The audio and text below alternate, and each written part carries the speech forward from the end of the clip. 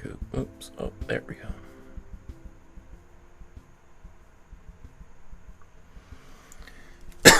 Okay.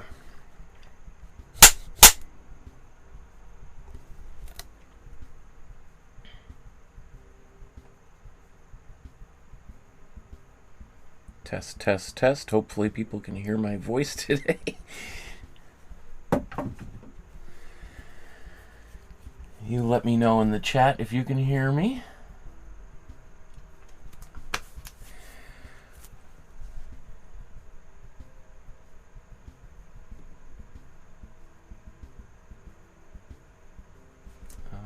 Okay.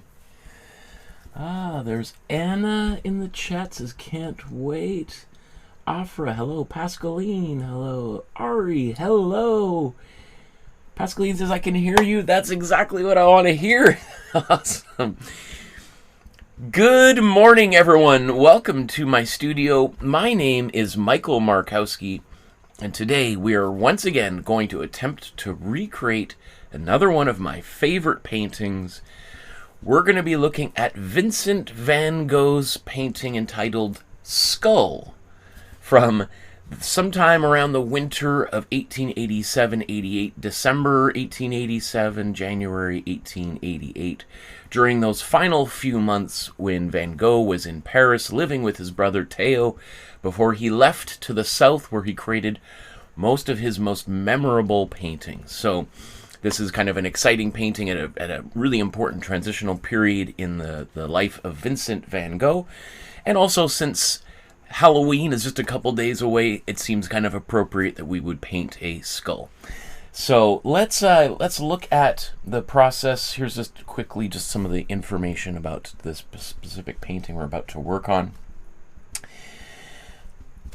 So in a moment, we're going to talk about how difficult today's painting is. Is this something you want to try to do? Then we're going to look at some of the materials required to do this. We'll also talk about getting the image onto the canvas using our image transfer that I provide to you for free. You don't even have to give me your email or anything. Totally free.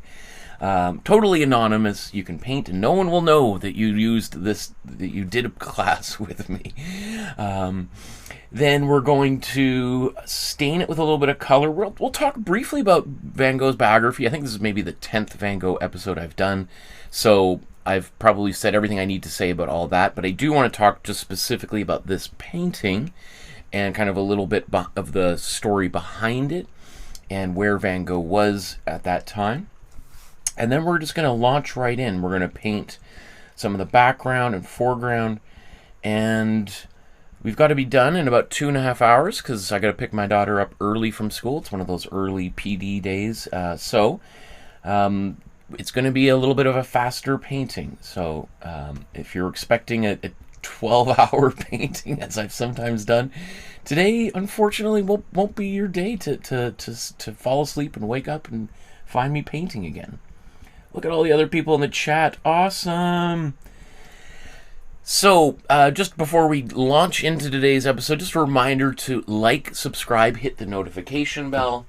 You know, you'll see that we are at almost 4 million views, but just over 50,000 subscribers, which is awesome. I mean, most of the people that I watch on YouTube don't have that many subscribers, so I'm super grateful for those of you who have subscribed. But just imagine if just a small percentage of those people that aren't subscribing hit that subscribe button. It would transform my life and also help me reach more people around the world. And can't we all agree that if more people were making art, we would live in a more beautiful, peaceful place, right? Just imagine some of our world leaders if they spent more of their time making paintings rather than sending out angry tweets at 3 in the morning. Right?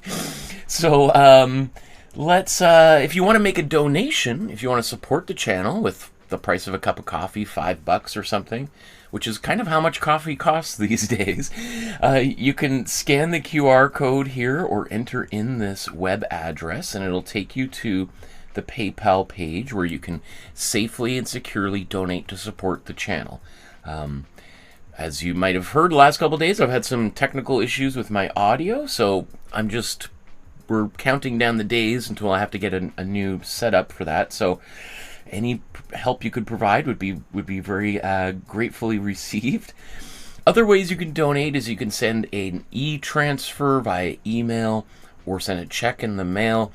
If you would like to do something like that, and I'd be very appreciative, you can contact me through my email, which is on my website and on the Facebook group. Both of those links are down below. I don't put it on the screen here because I just get dozens of terrible attempts from Russian trolls trying to hack all my accounts, so I'm just trying to slow down that a little bit. So I'm grateful if you go to that extra step.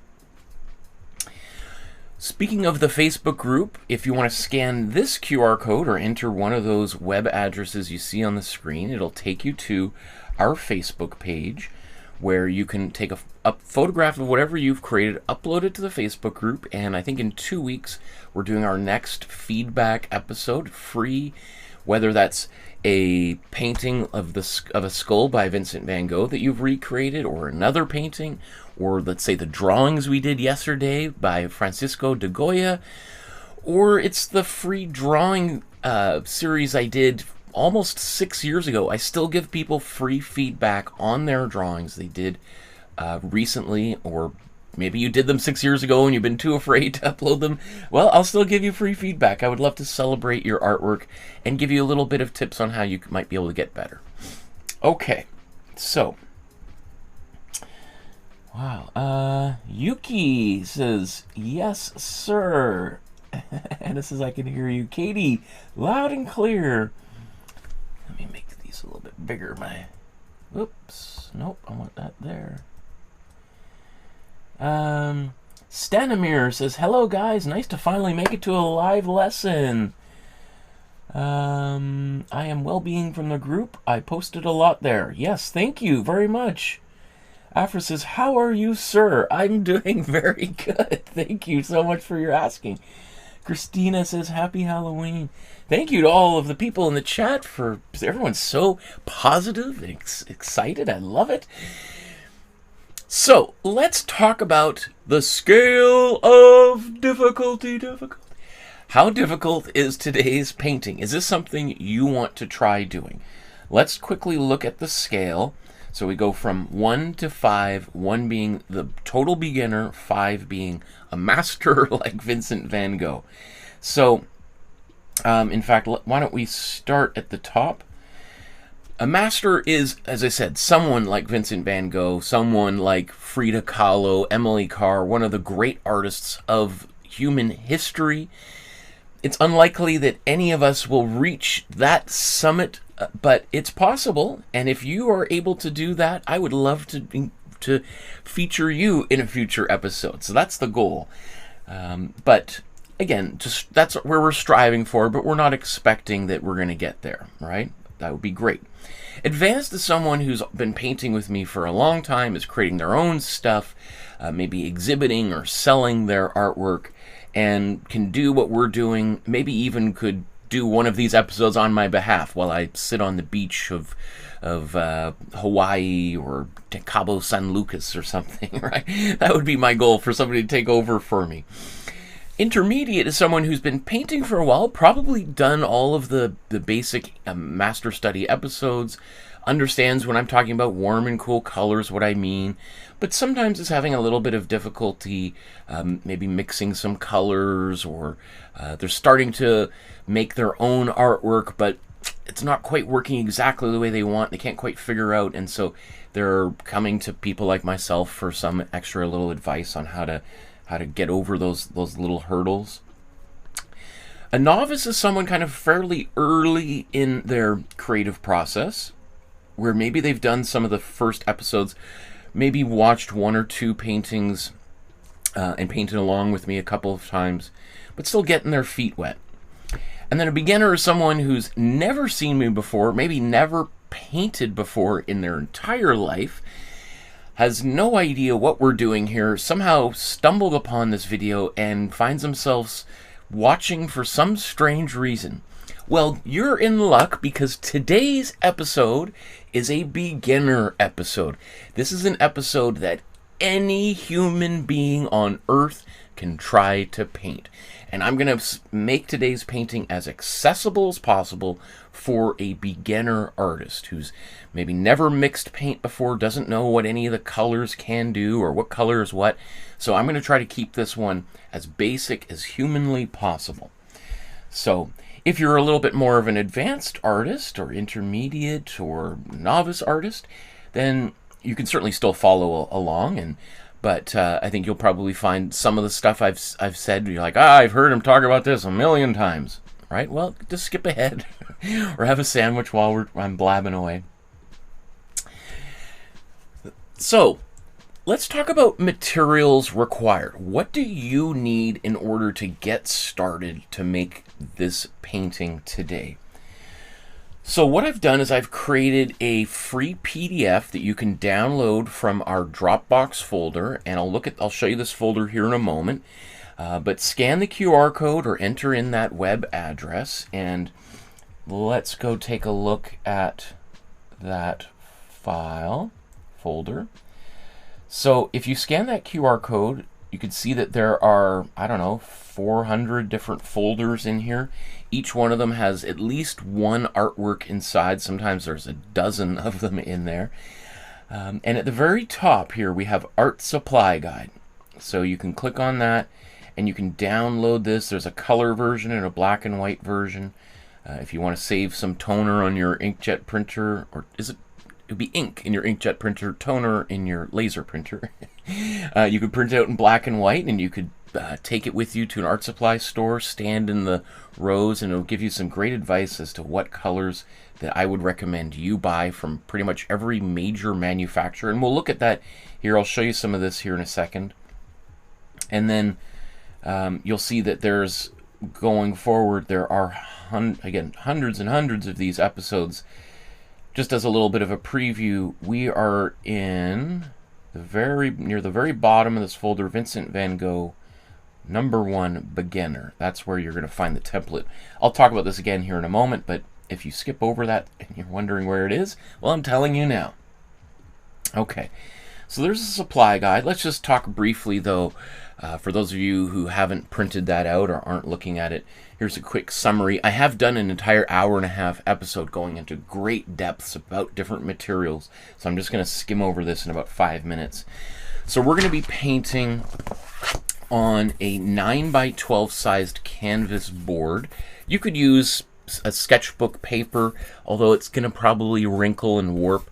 You want, if you're going to paint on paper, something that's fairly thick, and probably not something you're just going to find, at well, you'll find it at Michael's, but maybe not at Staples, right? You have to go to probably an art supply store to get thick enough paper for this to work.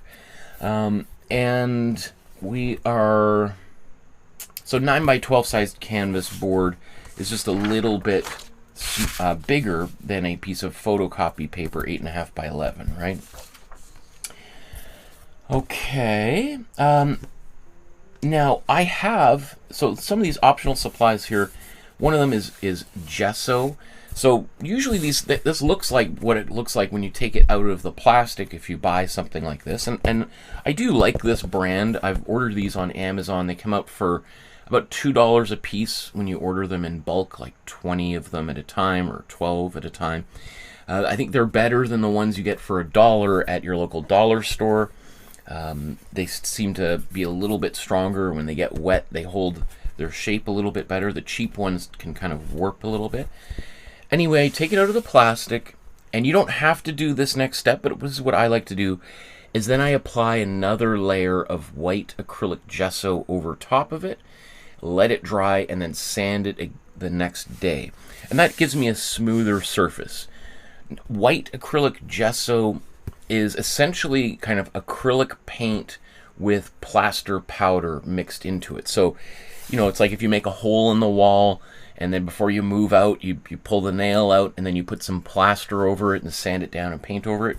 That's kind of like what's happened here. It's just that little bit of a layer helps get into the weave and the texture of the canvas, and then when we sand it, it makes for a smoother surface. You don't have to do that. You could just paint directly on a canvas that you've taken out of the package. This way, though, however, just makes it just a little bit smoother and easier to paint on. I've said this many times before, but the difference between canvas that is right out of the plastic that might already have one layer of gesso is sort of like a waffle versus one after we've sanded it down and maybe applied another layer of gesso. It's more like a pancake. And if you've ever tried to put butter on a pancake or a waffle, you know the difference. If you're spreading butter on a pancake, the butter just goes all across. You don't need that much butter. If you're spreading butter across a waffle, you get like the corner of the waffle or the side, because sometimes they're round, and all of the butter comes off. And you need like the whole block of butter because it just keeps getting caught in all those little pockets. So that's the same thing when you're painting on a canvas. It's got a lot of texture. You need more paint because your brush keeps, the paint keeps getting pulled off the brush by the texture of the canvas. Some people like that, some people don't. Personal preferences, right? Every artist is a little bit different. Okay, Trap Gaming. Hi, Trap. Nice to see you there in the chat. Next up, I usually put this here for myself, and it's a reminder to grab some extra rags in case mistakes or spills happen. I guarantee you, if you've got a couple of rags handy, you'll probably never use them. If, however, you don't have a rag or roll of paper towels handy, I guarantee you that's when a massive spill is going to happen and you're going to be frantically looking for something, maybe your t-shirt, to soak up all of that maybe colored water that's spilling all over your beautiful carpet, right? So do me a favor, grab a rag right now before you're like, oh no, I've never spilled. Well, today's the day. Okay, that's just the way the painting laws work. So next up here, we're going to talk. I'm going to talk briefly about the paint that we're going to use.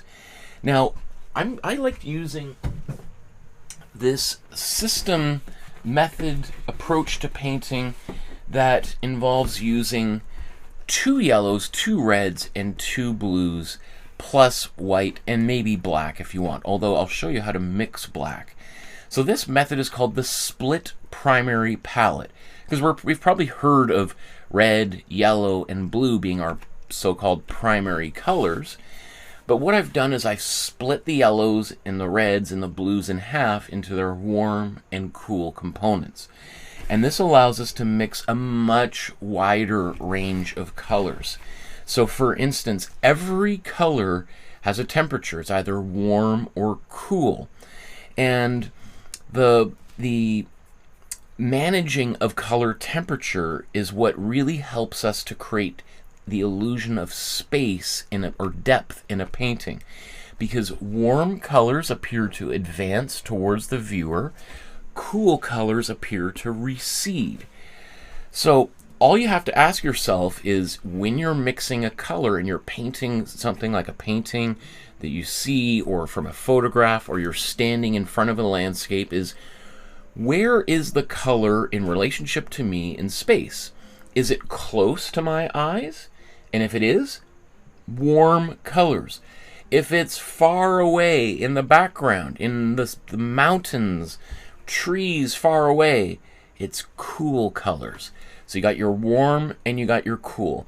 And just think of it like a campfire. The closer the colors are to you, the warmer they are.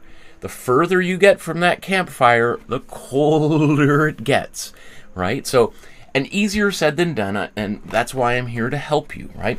And if you use this approach to painting, you can mix basically 95% of the colors that your eyes can see.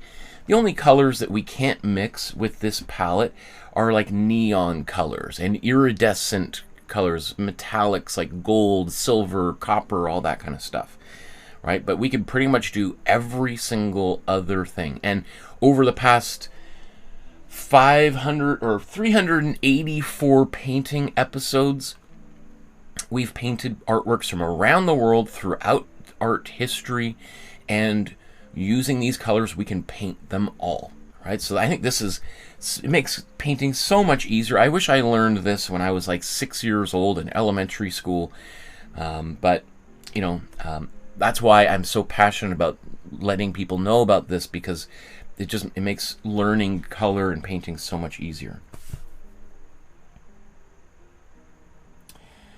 Stanimir says, I'll be painting along digitally today. Awesome, that's cool.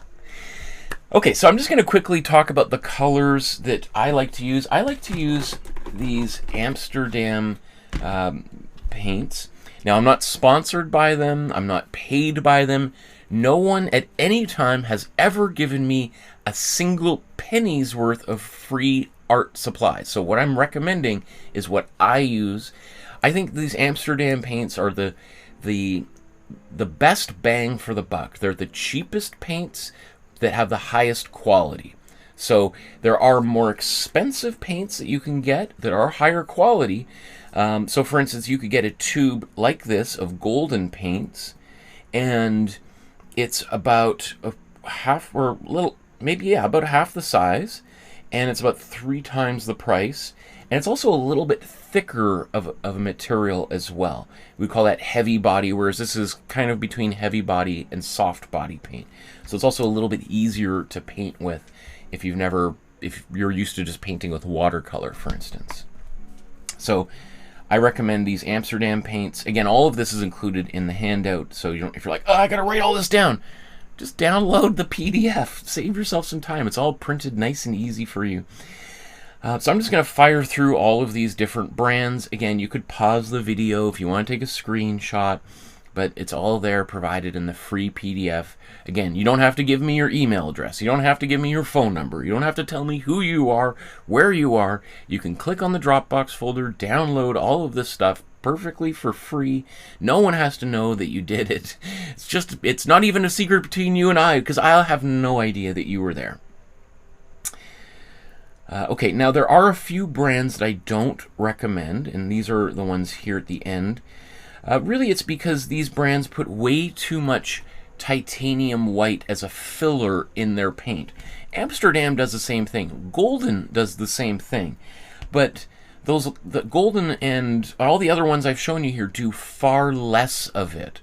Versus Peebo, which is probably the most common paint brand on earth, does a terrible job of this, as they're just being cheap. They're trying to sell a lot of paint and save a lot of money while they do it, and it's terrible. Shame on you, Peebo.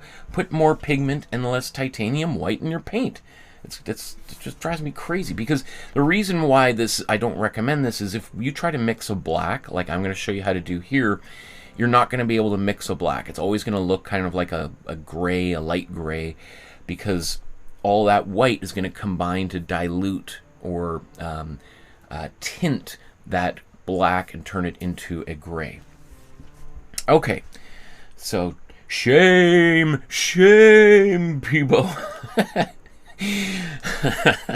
Okay.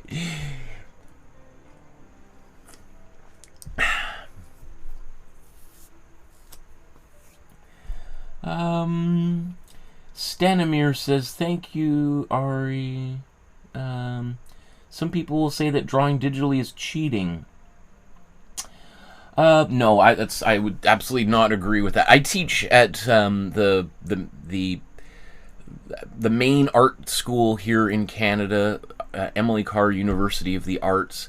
It's the highest rated art school in Canada, and I teach people how to draw on their iPads and tablets. We have students, I would say probably 50% of the students there draw on their tablets. It's totally acceptable. Anybody who tells you it's cheating to draw on a tablet is not an artist. I would debate anybody to the end of time about that. Now, let's start by getting this image of a skull by Vincent van Gogh onto our canvas, or paper, or window, or wall, whatever surface you want to put it on.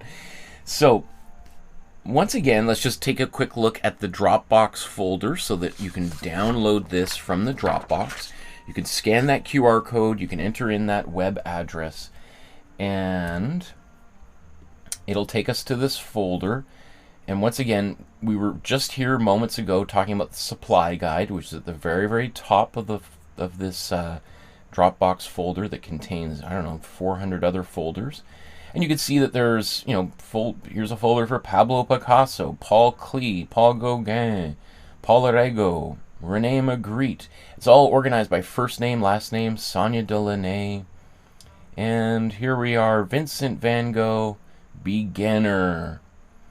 And inside we've got the template, and then we've got two versions of the, we've got two versions of the template, a JPEG and a PDF version, whatever is easier for you to print, and then the original painting itself. So all of that information is here. You can download it all for free, and nobody has to know that you were there. Okay, so let's bring this up. So once you've downloaded the file to your computer, you can print it out on your inkjet, laserjet, I don't know what other kind of jet prints, and we're going to tape it to a canvas. Let's make sure that's in focus. So take a little bit of tape here.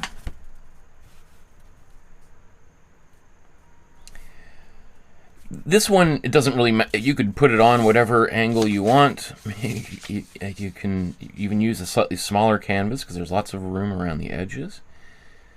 Some of them have like a horizon line, and sometimes I'll use a ruler to make sure it's straight, so that, because I don't know if it's just me, but sometimes those crooked horizon lines drive me crazy. Now there's my website if you wanted that to make a donation perhaps. And I'm going to use some what we call carbon paper or graphite paper or charcoal paper.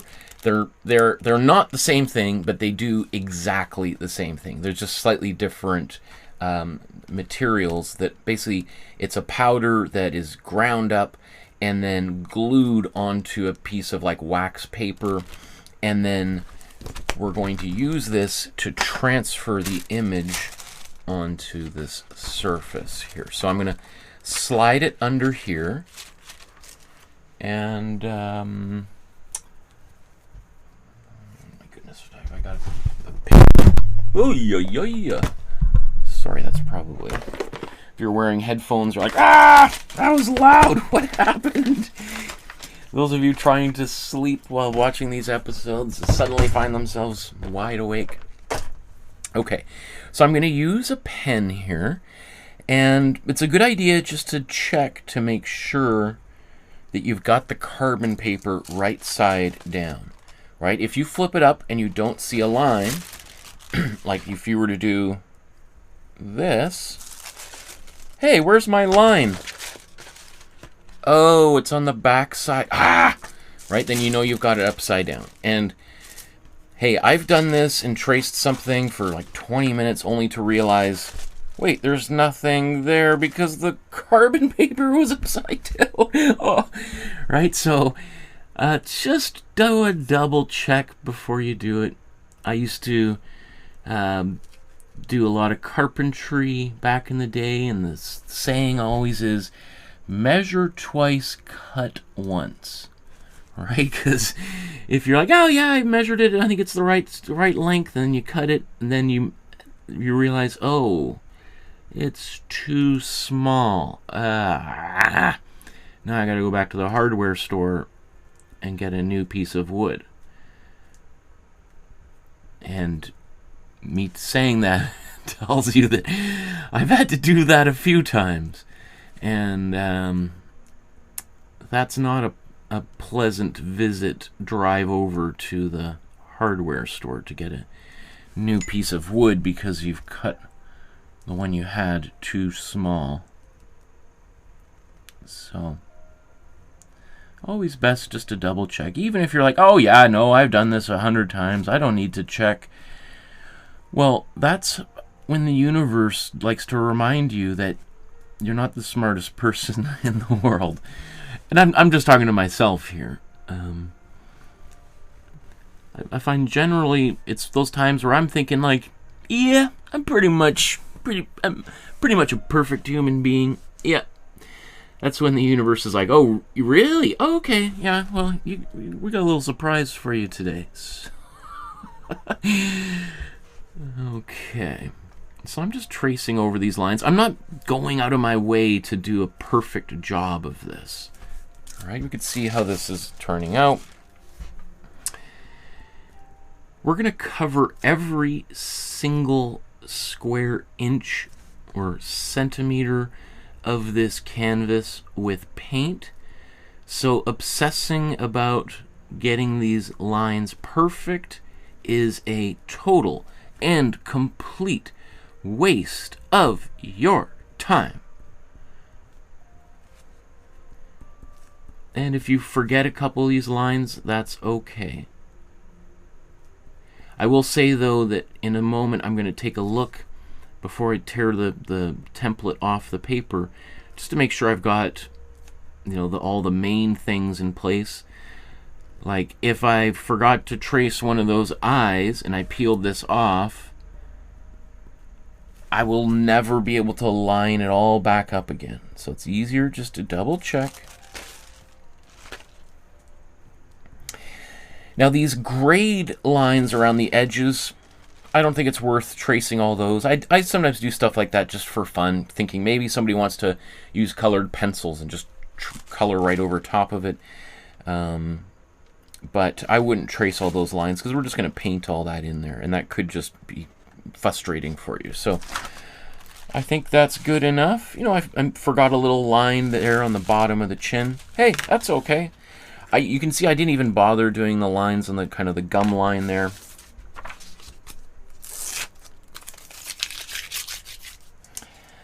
As my grandfather used to say, good enough for government work. Which I just still think is the funniest thing. I remember when I was a kid, we would build stuff together, and he would be drinking a bottle or two, a 750 bottle of vodka. He'd go through a couple of those, and the shelves are not quite level. Good enough for government work. Let's go see your grandmother, see if lunch is ready. Okay, Grandpa.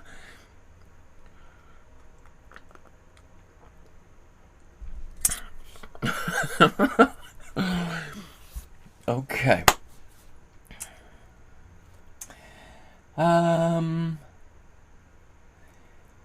Let's see. Ari says, frankly, painting at the same time as the live episode is really difficult. Well, I apologize if I'm making it seem difficult like that. I will say what I've heard some people do is they watch these episodes and then afterwards they might replay the episode and try to paint along afterwards, because once they understand what's happening. Or on the odd occasion that I do something catastrophically wrong, or make a spill something, or you've probably seen the George O'Keeffe episode where when I tore the tape off, all of the paint pulled off too. So sometimes it might be helpful to see the drama beforehand, and then you can see how that I fix terrible mistakes when they happen. Okay. So what should we do next?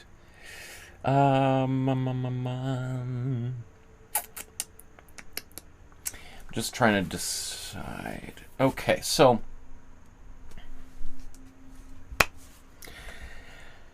our next step is called the Imprimatura. You got to say it out loud because it's the funnest word to say. Imprimatura, right? And you've got to do the hands like this. The Imprimatura is an Italian word that means the prime layer, the first layer of paint. And artists have been doing this, using this technique for 600 plus years, probably coinciding with the time that artists started to use canvas into their as a support to paint onto canvas, because primarily artists were painting on wood or walls for the majority of human history. And when artists started to stretch canvas over a wood frame, because wood can sometimes warp and bend over the years, which causes paint to crack. So artists started to stretch fabric over a frame, so if the frame started to warp, they could take the fabric off and put it onto a new frame. But I think one of the things that happened is artists were used to painting on brown surfaces, brown wood, so they took canvas, which could sometimes be white or kind of a tan color, and they decided, you know what, let's paint it brown so that we kind of start in the same place as we normally do on wood. I mean, that's just my hypothesis. But so traditionally, lots of artists have used different colors as an imprimatura. Now, if you've seen my episodes before, one of the things I like to do is I like to use my warm yellow as my imprimatura. I like to just take it with a little bit of water, and so I mix about 60% paint, 40% water, and smear it all over the surface.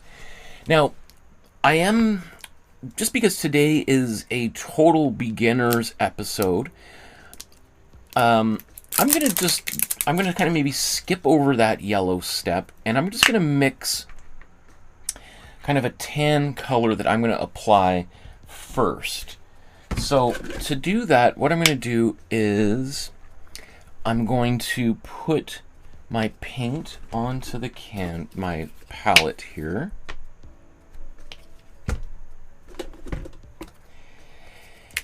And I don't know if I'm going to use all of these colors or not.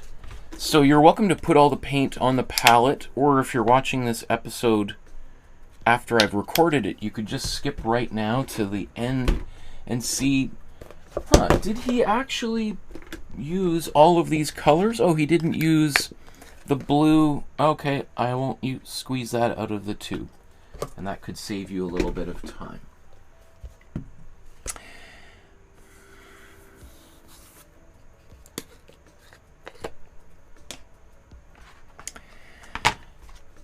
Okay. I gotta get a new tube of white here.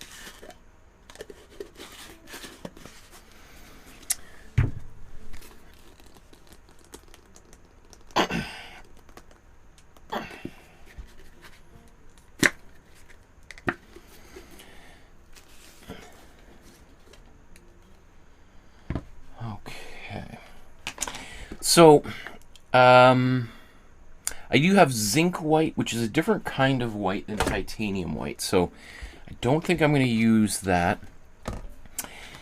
I do have some white, but I call this my dirty white, because sometimes this is at the end of a session, I might scoop some of my white in, but it might not be totally clean. There might be a little bit of color. This is relatively clean, though, so I'm going to use this.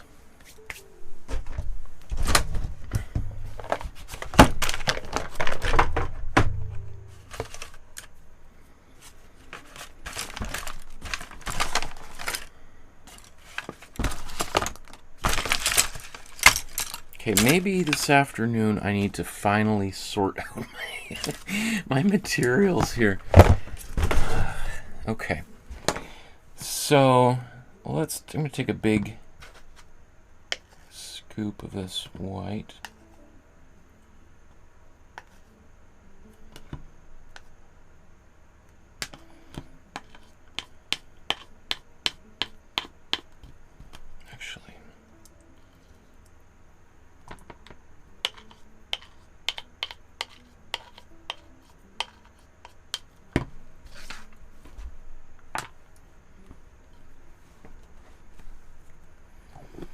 Hi, Senga. Nice to see you there in the chat. Okay. Next, I'm going to make... Well, actually, let's just take a look at Van Gogh's painting.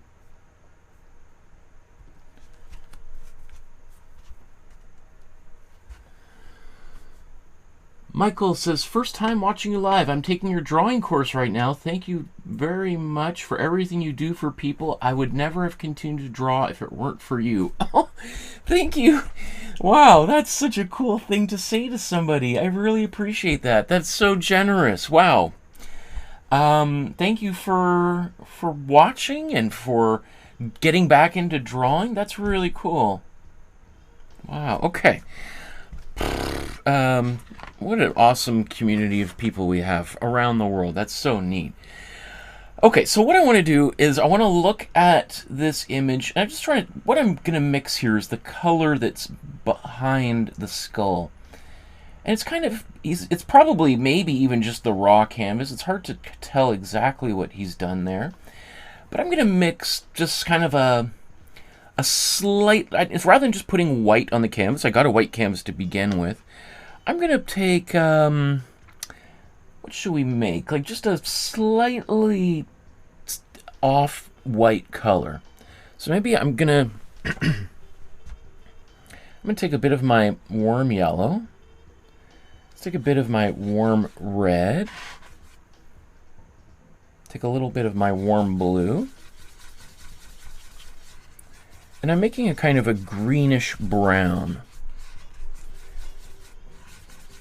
You could make a brown. I mean, really, it's pretty open here. So I'm going to take this color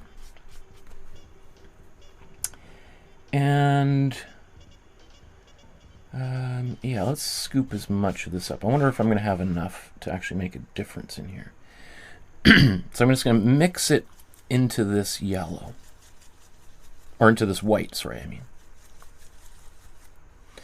My goal is to just kind of slightly change this white so that it's not so white anymore. It's going to look slightly different and just kind of maybe look a little bit older, and right, which is what we have here. So you could see very small amount of paint that I added here.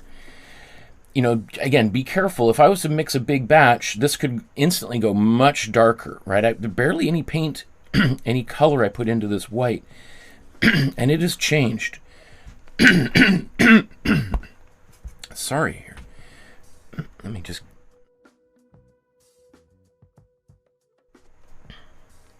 Okay.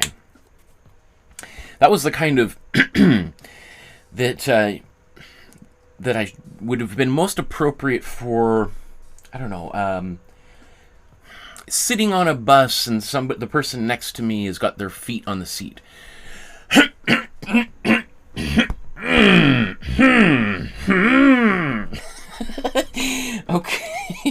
Okay, so what I'm about to do is I'm going to put some matte medium into this paint. Now, you don't need to do this if this is the first time you're watching, you've never painted before. But I'm just going to put this in here just to thin the paint out, maybe really to save myself a little bit of money. And I also noticed that matte medium will sometimes speed up the drying time on paint. So I'm just going to put that in there just because I'm cheap and also because I'm impatient. So matte medium you can buy from an art supply store. It's with the other medium, so sometimes it can be confusing because there's matte medium, and then there's all sorts of other mediums that do other things that, but matte medium is just basically clear paint without any pigment. It's what's in all of these colors before they put the paint in there. And now I'm just going to transition to a bigger brush. The bigger the brush, the less brush strokes I'm going to have here. And another main reason I also put the matte medium in there, it's going to make the white a little bit more transparent. So when I brush this color over top of the surface, it helps me see my pencil lines a little bit better. That's great. I love how... Oh, I just... See, this is one of those things that I like doing. A lot of people don't do this. A lot of even other artists don't. But this is just such a fun way to get a painting started. Right? I get to get those big brushes out and just spread paint all over the place. And get kind of maybe even a bit messy. Now, right now, my skull has almost totally disappeared. So if you're in this kind of situation and you're starting to kind of get a bit of those hot sweats, like, oh no, what have I done? It's gone. Okay, just take a breath. It's okay. It's okay. So I wiped off as much paint as possible, and now I'm just going to go through here and try to remove excess paint.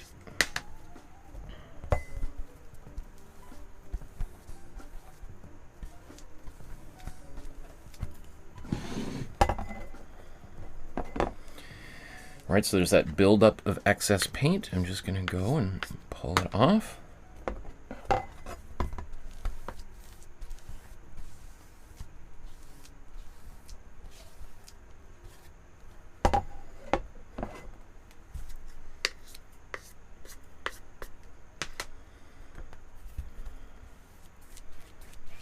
Okay, and then I'm going to just brush this. Now I like to kind of go back and forth a few times, left to right, up and down, because what that's doing is, again, one of the main reasons I'm also doing it is kind of like gesso. I'm trying to get the paint to fill in all of the little pockets of the canvas, the texture. Okay. That's great. I like this just slightly off-white color. Okay, and then I'm going to use my rag to wipe off. See how I haven't touched my water at all yet.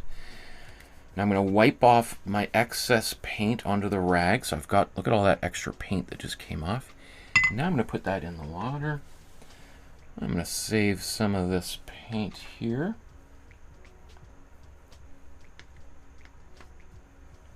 Okay, could put...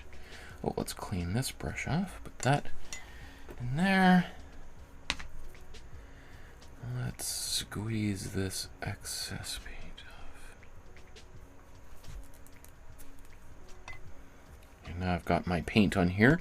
This paint, this rag could potentially go into the landfill afterwards, which is not great, but acrylic is plastic. The more paint that goes into this water, that goes down the sink, probably goes straight out into the ocean, gets eaten by bugs and by plants, and they get eaten by fish, they get eaten by bigger fish, they get eaten by bigger fish, that end up on our dinner plates. So the less paint that's going into the land, or that's going into the ocean, into our food system, the better for all of us. I love sushi, but I really don't like sushi that's got a little sprinkling of microplastics in there.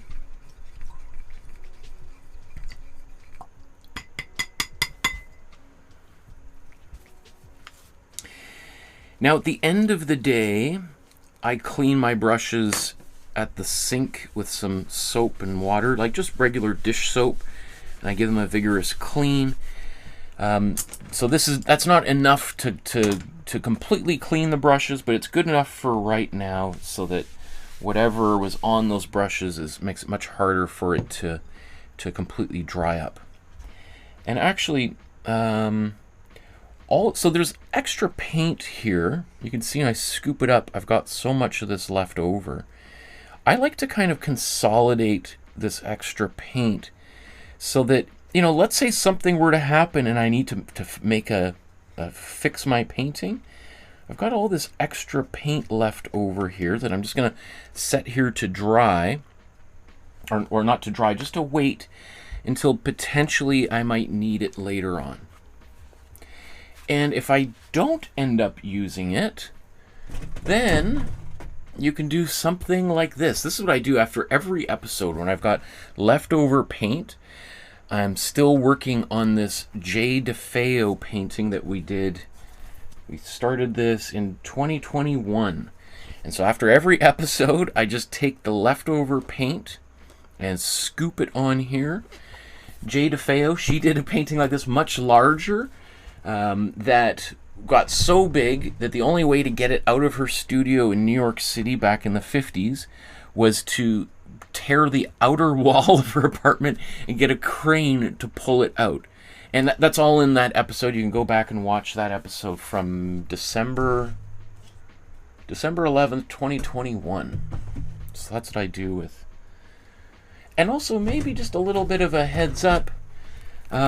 Some of the white that I saved, this is an episode that hasn't aired yet and that's still working on, but this is a Jean-Paul Riopel episode that I'm going to work on. But this is, you know, with my daughter and I, we just took some of the leftover paint. So this is another dirty white paint that I sometimes save so that we can do really fun stuff with really big textures and finger painting together. So rather than just throwing all that paint into the trash or worse, going down the sink, I like to use it, and my daughter loves textures. So anyway, that's just a little suggestion. Also, just one last thing, while I was fooling around here, a couple of little bits of, I don't know, paper, or I don't know what that is, fell off onto the surface while this painting is wet. Now, I could pick at it right now, but it's going to kind of make a little bit of a mess. So instead, what I'm going to do is I'm going to let this dry, or I'm going to use my hair dryer, and that's going to speed up the drying process, and this will just kind of fall right off. It might even just blow off as I'm blow drying it. So let's just see how that works right.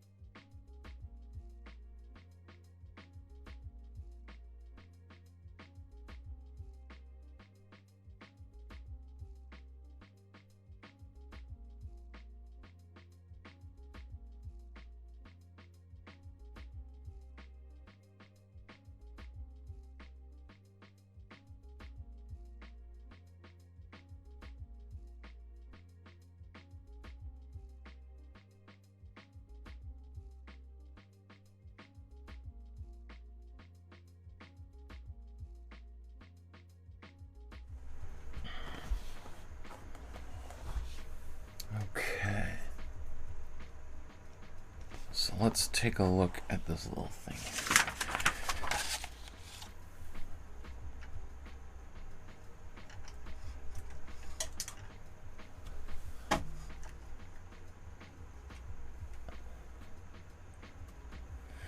Right, so here was this little black thing there. Look, it just rolls right off. Like as if it was just sitting on the surface. So rather than picking at it while the paint was wet, just let it dry, and then it just rolls off like it was never there. All right, obviously it was kind of stuck there a little bit because when I used the hairdryer, it didn't just fly right off. But it's now it doesn't. There's no disruption to the surface there. You'll also notice when I was doing this, I was wiping. When I was blow drying, I was wiping the edges there. I'm just wiping the excess paint off onto my hand, which is a little bit dirty, but that's why they make soap and water, right? And that was just going to speed up the drying time. If I was painting this and I was in no particular hurry, then I would just let it dry, but that could get into the way or get on my clothes too if I'm in a hurry and I'm not paying attention. Also, I think maybe now you can see, it's kind of hard to see, but you know, here's the eyes of the skeleton there. It's much more subtle than when I originally did the image transfer process, but I can still see it, right? And that's the most important thing. It might be, you know, when I'm zoomed out, you might be like, oh, I can't see anything at all. What a genius. How is he doing that? Well, I might still be a genius, but it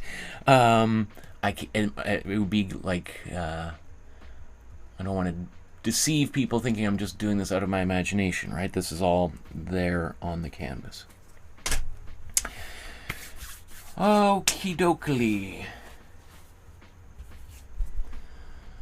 Nat says, cool, I like the Jean-Paul Riopel piece you're working on. I just found an art book of his work from the 1950s at the thrift store yesterday. Well, we must be vibing there.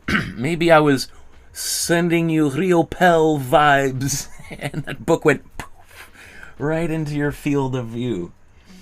Awesome, Nat. That's cool.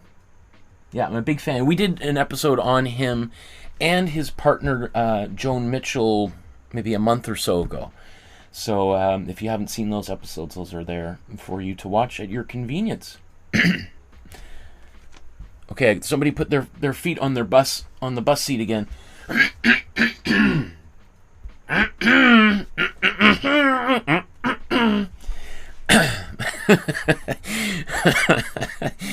Losing my mind. I'm having imaginary arguments with hooligans on the bus. Okay.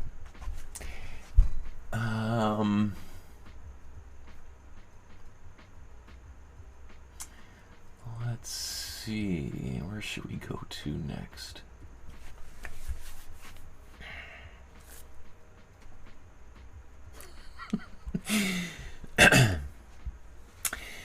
So typically what I like to do here is talk for maybe way too long about the biography, the life and history of the artists that we're featuring each one of these Master Study episodes. Now, as I said, I have talked about Vincent van Gogh ad nauseum over maybe 10 or so episodes we've done featuring him already. So I'm not sure there's a tremendous amount of information that I haven't already conveyed left to convey. So I think I'm just going to jump right to today's painting and talk a little bit about that, because I also am a little bit strapped for time here. So that this will kind of force me to sum things up relatively quickly. Yeah, let's just jump right in. I was thinking maybe let's just look up the Wikipedia page. No, Michael, that's how you get sucked into all of your stories. So let's just. I found this this Wikipedia Commons page, or Wikimedia Commons. This is where all of the images and video and audio gets uploaded that people use in Wikipedia pages. And they have this awesome page. Let's see, maybe we can make this bigger. That lists all of Vincent van Gogh's artwork by date. And it's great because it kind of gives us a nice little overview of Vincent van Gogh's progress throughout time. And if I make it too big, it'll take us forever to do this. But it is kind of fun to kind of go through this and just scroll and just see Vincent's progress and the kind of art he was making at the time. You can see a lot of these artworks that he was making when he was kind of at the beginning of his artistic journey, and when he was still in Holland, and when he was kind of also practicing to become a priest.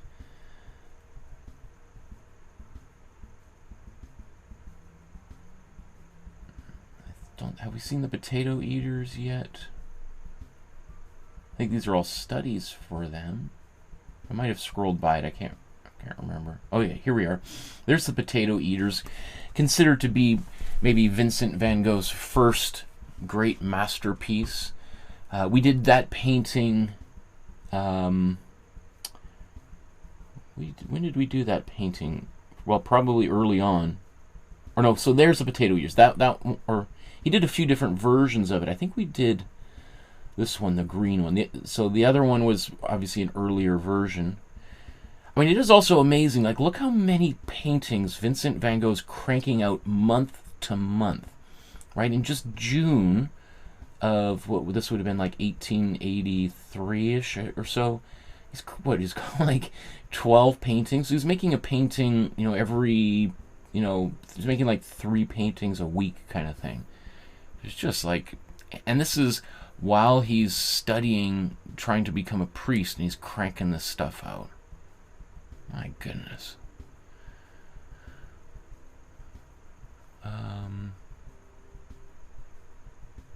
So I think this period, I think he's in Antwerp. Is this in Belgium? I think that's where he makes this painting, this skull painting, which we did for Halloween maybe 3 or 4 years ago. That's another great painting of his, if you want to do a different skull Halloween painting. So at this stage of Vincent van Gogh's career, this is 1886. He's studying at the main art school in Antwerp, Belgium, and so you can see these would be typical kind of plaster models that were available to him in the school. And I think by this time, summer of 1886, he's now living in Paris with his brother Theo.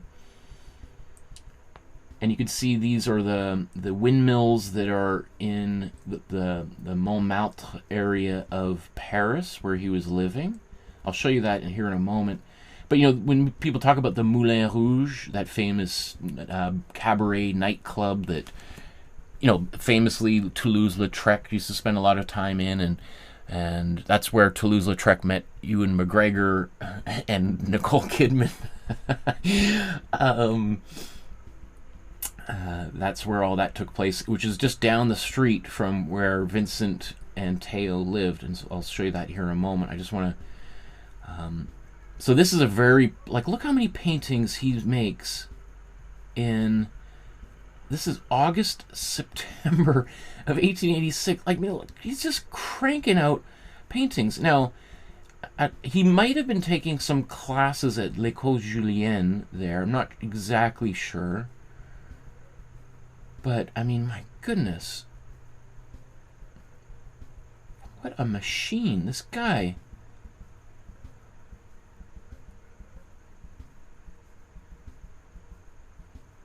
Unbelievable. If we were all so productive. And I just love looking, look how Vincent, it's maybe it's a rainy day. This is January 1887, and instead of going outside, it's because it's pouring rain. He's like, okay, well, I'm going to just make a painting of my shoes. My old grubby leather boots. I'm going to make a painting of my boots. Right? And then maybe him and his brother, they make some food. And he's like, oh, don't take another bite. I'm going to make a painting. And Theo's like, oh, Vincent, I'm so hungry. Can we... how will you make a painting of dinner tomorrow? I'm so hungry, Vincent. Vincent's like, If you take a bite of that dinner roll, I'm gonna stab you with this knife. I like this. I'm gonna make a painting of it. You know, lots of self-portraits, paintings from his windows. You know, summer's starting to come out, 1887. Some of these famous self-portraits.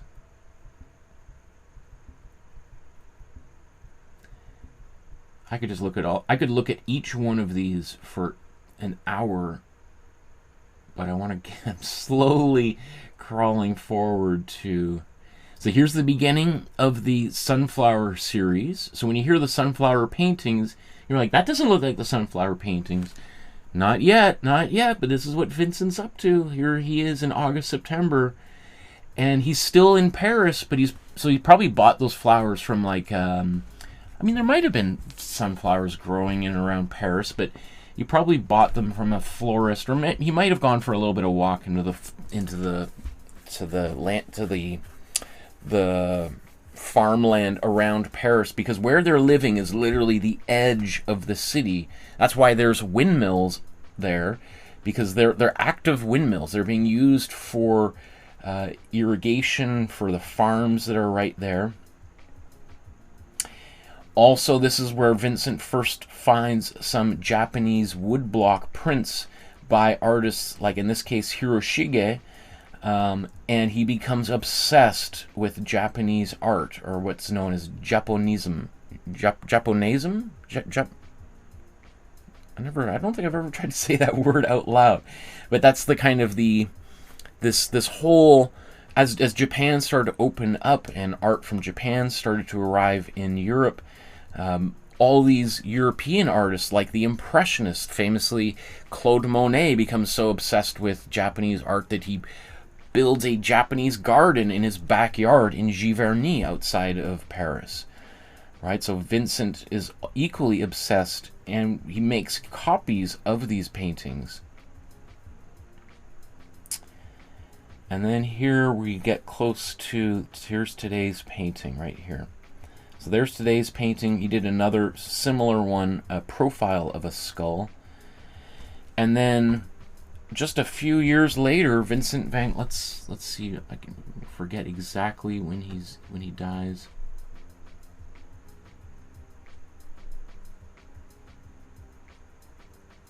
It's 1890. So by July 1890, Vincent van Gogh has passed away. You can see, just as I fly through these, how the color palette just gets brighter and brighter and brighter and brighter as he goes further south. And we just saw, here's all those sunflower paintings. We're rewinding back in time here to when he's still in Paris. Right, and the palette's getting brighter, but he's not quite there yet. I mean, Paris isn't the sunniest of places. In the summer, it's a little bit sunny, but in the winter, it's just like Vancouver, lots of rain, right?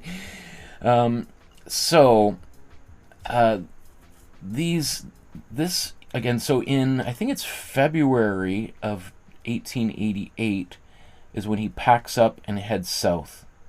He's probably like, I have had enough of these Parisian winters. Everyone tells me about how beautiful the south of France is. Well, Vincent is one of those guys. If he tells you he's going to do something, he's going to do it. He's not somebody who's like, I think I'm going to move south. They're like, oh yeah, blah blah blah. One day Vincent's actually just gone. He's done it. So let's kind of talk about maybe some of the circumstances around this, where this painting was made.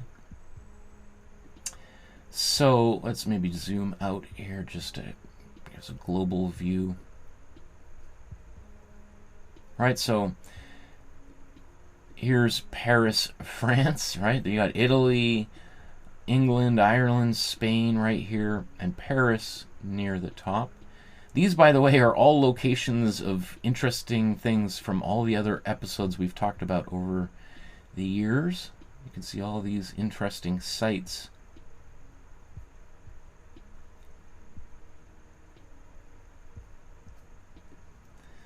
And and we zoom in here. Maybe actually I'll just zoom back out just momentarily. So this neighborhood is where you can see here's where the Moulin Rouge, Le Chat Noir was, like this big boulevard here where so many of the all these, I mean, this is where, like you see here, Picasso's first studio, Montmartre. So Montmartre is kind of what does Martre mean?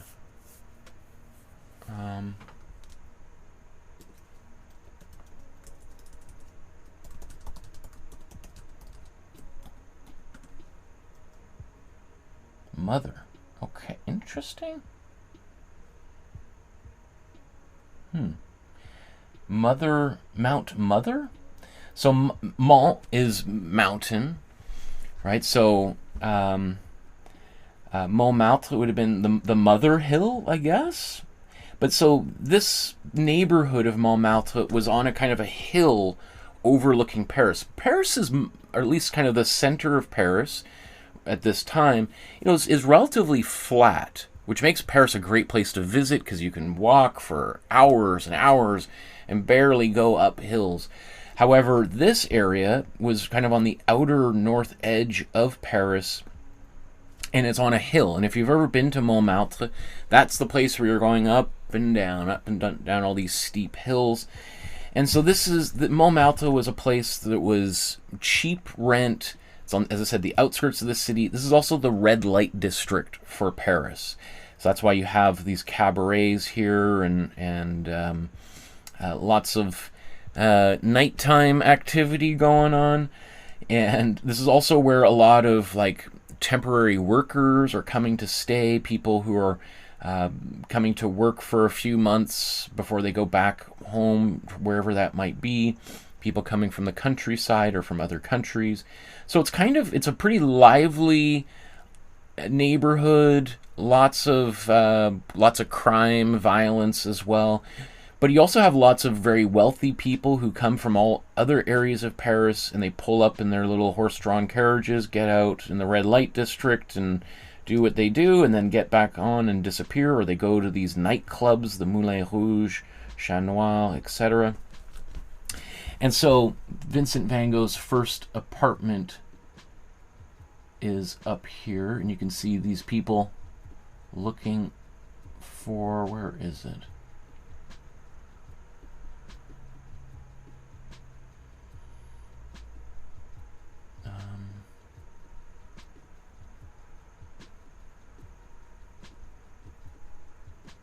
I think it's oops. What happened there? I think it's actually in behind here in the kind of the alleyway. But they're living in this building. I'm sure this building's probably been torn down or replaced.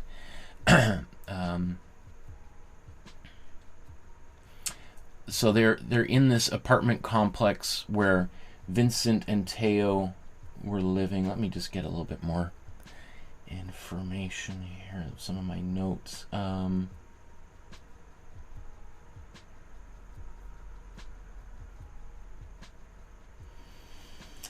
Yeah, so this is in Vincent and Theo are living at 54 Rue Lepic in Montmartre.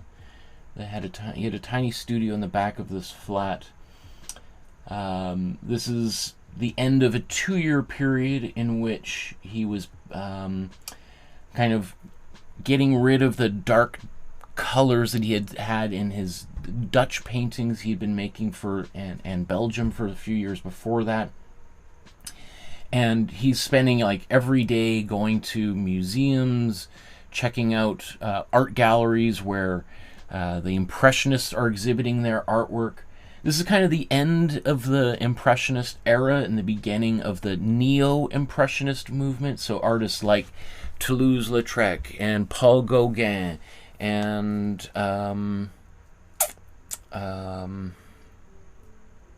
Signac are all kind of hanging around painting. And in November 1887, Vincent organizes a first little exhibition with himself and his friends in the his friends, they called the Petit Boulevard. So they organized a kind of a little group, and they called themselves the Petit Boulevard. So this is Emile Bernard, Louis Aquitaine, and Toulouse-Lautrec. And this exhibition was in... I think this is where this was. So this was in the Grand Bouillon Restaurant du Chalet. And this is at 52 Avenue de Clichy in Paris. Now, I think that building is long gone. I think this is probably where it was. I'll just show you the map.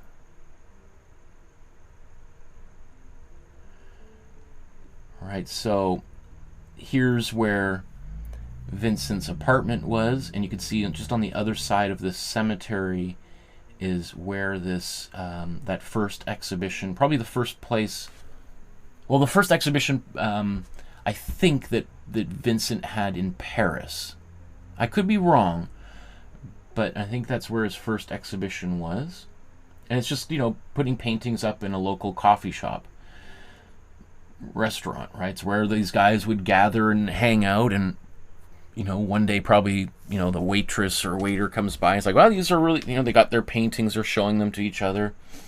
And maybe even the owner's like, listen, guys, you guys got to pay, you guys got a big tab.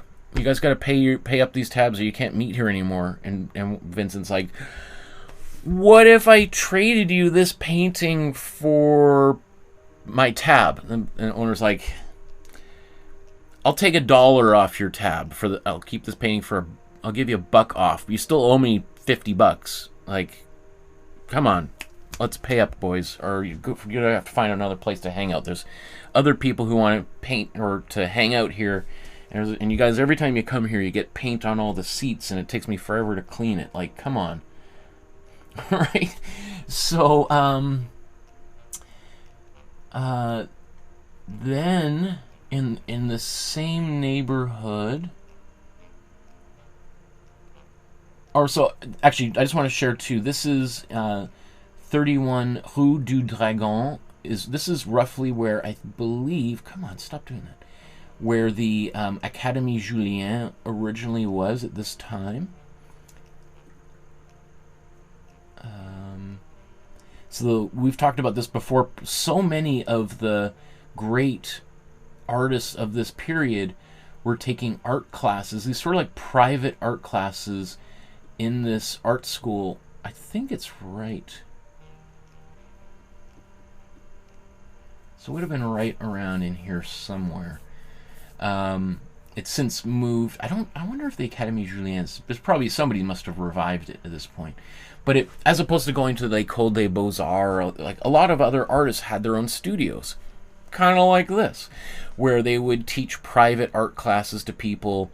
And so it would often be where you'd have artists from around the world who wanted to come to Paris, but they weren't able to get into the art schools for whatever reason. So they would take like evening, weekend classes. People who were working full time, they would come there. And so there was quite a, like, I would say probably of all the artists that we've featured, I would say maybe 20% of them at one point went to l'Académie Julian to take a couple classes at some point there. So quite a illustrious location. And if I've got my this next place, I want to kind of feature the 62 Boulevard du Clichy is where the Café du Tambourin, the Tambourine Cafe was. It was run by Agostina Segatori. Agostina Segatori. That's where she was running this Café du Tambourin.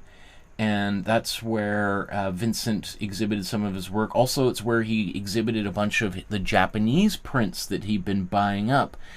And so this is also where he's also trading his artwork for food.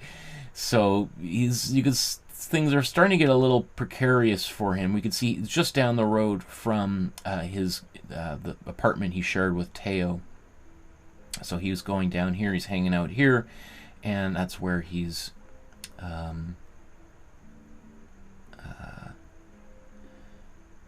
exhibiting some work. And we can see this is just down the street, so it's somewhere right around here. And it's just down the street from... Oop, I think I just went right by it.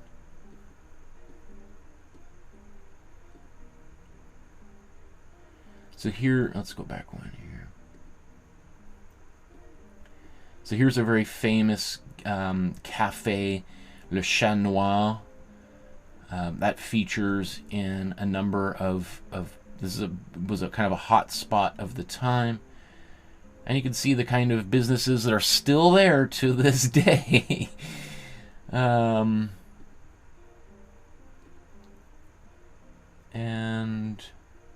whoa, no, I don't. Let's keep going, keep going, keep going, keep going. And there we here. You can see here's the Moulin Rouge with its famous windmill on the roof. This is where Ewan McGregor and Nicole Kidman, they used to hang out here hundreds of years ago. A lot of people don't know that they are actually much older than they appear. There was a great documentary made called the Moulin Rouge a few years ago. So, yeah, you can see obviously some repairs. Probably looks much better now. But anyway, for me, I love the history of these places, learning about where artists were and how they inhabited these spaces that you can still go to and visit today. And you can see that these artworks, we don't know exactly when they were made because they've been sort of carbon dated and all that kind of stuff. I think it's actually, there's other paintings that were underneath. There was at least one other painting was underneath here that they've done an X-ray of. So Vincent's kind of a little bit strapped for cash. He's living there with his brother. It's not until he moves out of that apartment with his brother that he starts writing letters constantly, but a lot of the times asking for money from Theo, that we get a much better record of Vincent's daily progress, because he's writing letters pretty much every single day. So, but before he left Paris, some of the record is a little bit blurry because he's literally living in the same apartment, which is a fairly tight, small space, with Theo. So it's a little bit harder to date these. Okay, I think, does that cover? Well, maybe just before we move on, just sort of talking a little bit about this painting. And what I think makes it so interesting is, well, first of all, it's a painting of a skull, right? Now, the question would be, how did Vincent van Gogh get a skull? Because at the time, he's not in art school. He would have, when he was in Antwerp, he would have painted skulls. Some of them might have been actual human skulls, although possibly they would have been plaster casts of skulls, which could be really, really lifelike. So in school, like even where I teach today, we have all sorts of skeletons. I don't think any of them are actual skeletons, but in the day that would have been kind of common to you would even have opportunities to go sit in and watch medical dissections of human cadavers in art school. That is no longer something that we do. Although I have tried many times to try to get my students from Emily Carr to go to the Vancouver General Hospital to watch dissections. You would not believe the amount of red tape. Anyway, so it's quite likely that Vincent, when he painted the skull, is not working from an actual human skull. It's probably a skull that a plaster cast or mold of a actual skull that's been cast in plaster that he might have bought at an antique shop or an art supply store. Though that would have been quite common back in the day. He could have borrowed it from a friend. It's also possible that maybe he went to an open painting session one night at l'Académie Julian, where they might have had skulls there for artists to paint from, and he sat in on a session. Just like here in Vancouver, there's figure drawing sessions, and artists come and draw models, nude or clothed models, and you paid $20 or something for a couple hours to sit and just draw with a bunch of random strangers, and there might not be a teacher or anybody there guiding it. There's just somebody who sets it up, unlocks the door, artists come in, pay their money, paint, and leave, and they lock up and turn the lights off, right? Same sort of thing would have existed in Paris. So it's not exactly clear what the story is behind this painting, but I would probably imagine either, again, it's an evening painting session he attended, or he borrowed a skull. It's possible he bought one, but at this time he's kind of running low on money, and if he's recycling an old canvas, because this painting is painted over top of a painting he had already made, it's quite possible that he would not have had the money to buy a skull, because otherwise he probably would have used it in dozens and dozens more paintings. I love this painting because it's relatively simple, and that's why we're going to use this as a beginner episode for today. It's quite well done. There's something kind of a little bit ghostly about the colors. I mean, we have that yellow, but the fact that we've got that kind of particular green is kind of unique. We see that like a lot of like the lighting in these at the time back in the day. It was quite common to have kind of almost greenish kind of lights in bars and restaurants late at night because of the lanterns that were used.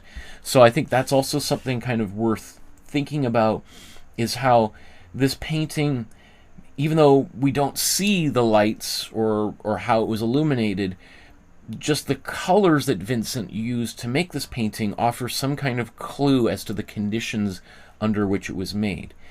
That yellow, why would he have painted that yellow? It's possible he did that as a bit of a filler. It's possible that maybe there was a blanket or tablecloth that was yellow, and he just kind of, rather than painting the whole shadow, he just quickly put that in. One of the reasons why I think it could have been something he did in kind of like an evening painting session is that if it had been done at home, well, I would have figured he would have probably done more of the detail, because he could paint all night long at home, or paint all night and then paint the next day and the next day and really finish it, versus if this is a painting he made and, you know, he's got 2 hours, he's probably like focused frantically on painting the skull, and then, you know, they're like, okay, everybody, it's 5 minutes to midnight, we got to start cleaning up these brushes, I got to lock up, I got to head home. And he's like, okay, well, I'm just going to quickly paint in the yellow. And then they're like, Vincent, we're going. Put your brushes away. Or otherwise, I'm just going to throw your stuff out into the street. And Vincent's like, okay. So that's why I imagine part of the background is just left blank like that, because he ran out of time.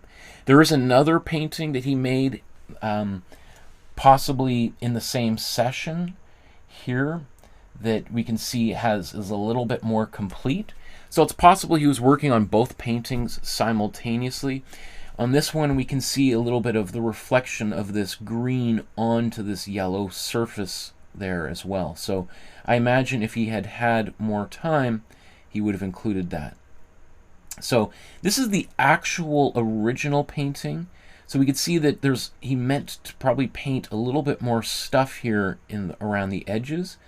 For today, what I've done is I've just kind of zoomed in a little bit so that we're using more of the canvas.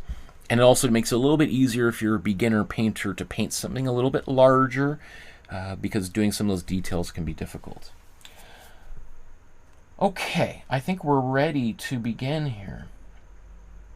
Ooh, I got about an hour and a half to paint, which is great. That should be more than enough.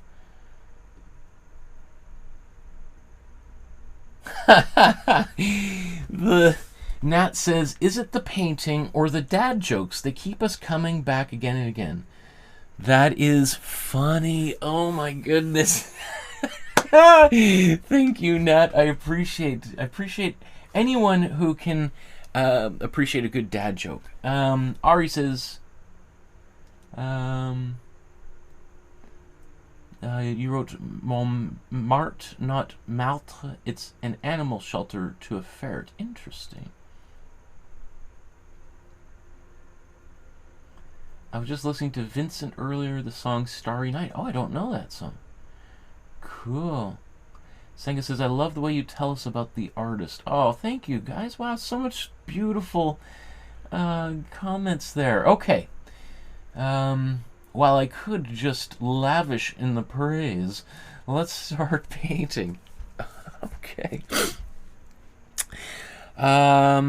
Let's have a sip of tea before we...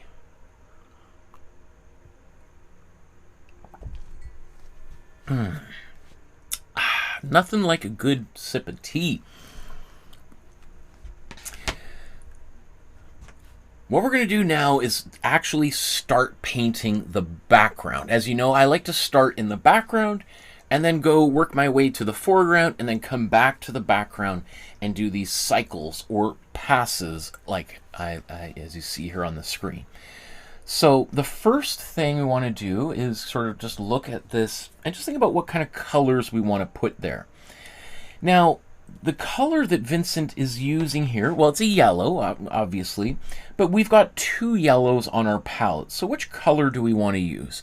Well, if we think about what I mentioned earlier with why we've got two colors, that we've got a hot or warm yellow and a cool or cold yellow. So we've got two different yellows.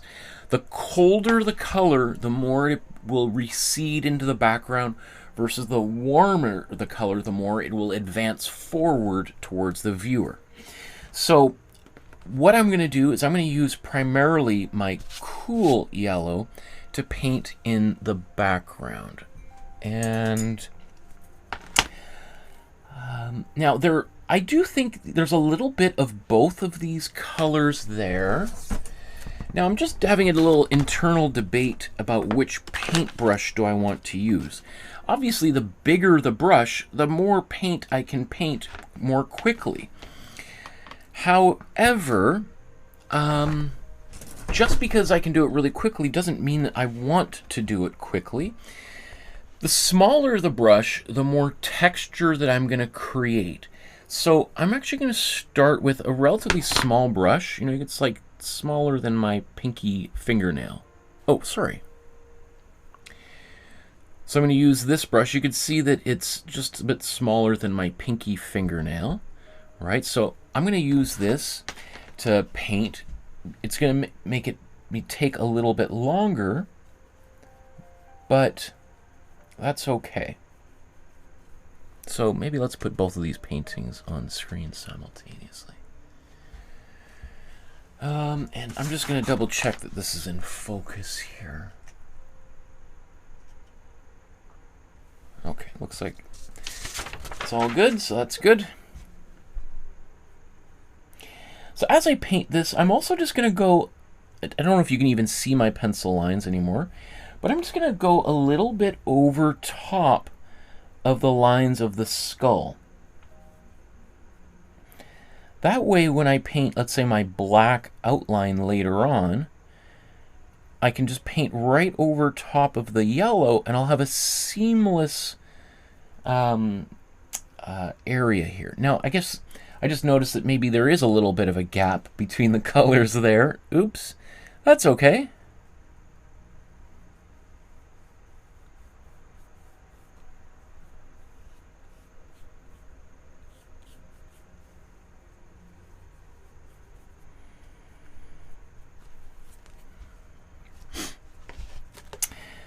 So I'm going to do a little bit more of this.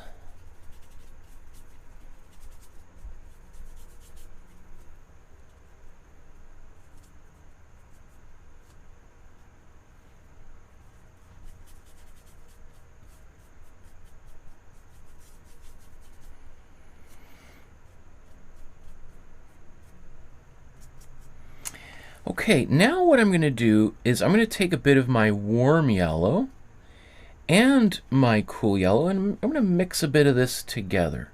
you can see how that warm yellow really transforms the cool yellow. So I'm going to mix a little bit of this, and this is just going to give me a bit more nuance now. Now I've got a couple of different yellows kind of colliding in this painting.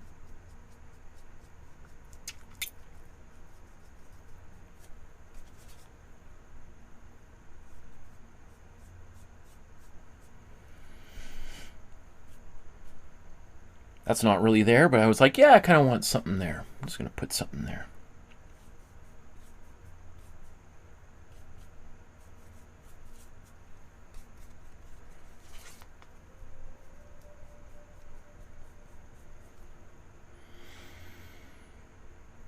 Okay. I'm going to go just to my warm yellow now. And maybe I'm just going to do a little bit of this, go around. So technically this is a foreground color, but I think the space in this painting is pretty shallow. So I don't mind using this here. Also, I think Van Gogh probably used this color anyway around here. Okay.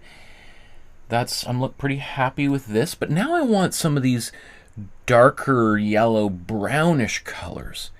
So I'm going to mix a cool brown. So I'm going to take some of my cool red. Maybe I'll just make a little bit bigger mixture. Why not? My cool red, my cool yellow. I'm going to mix an orange. And I'm going to take some of my cool blue. Now, the more blue I put in here, the darker this brown is going to go. So you got to be careful about putting too much in there.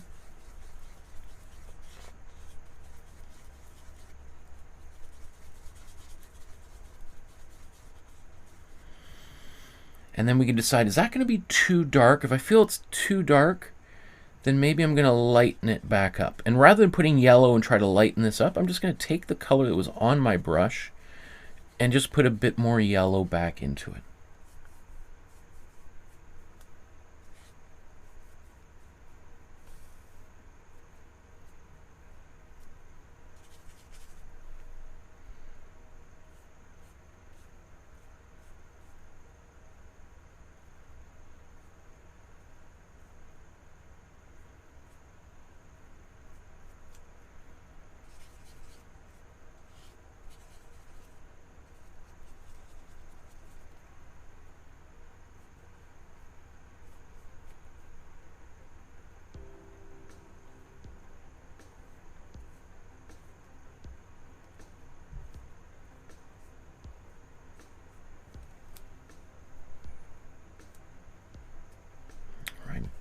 Take a bit of this color that's a little bit lighter. I'm just going to paint a bit of this on this side here.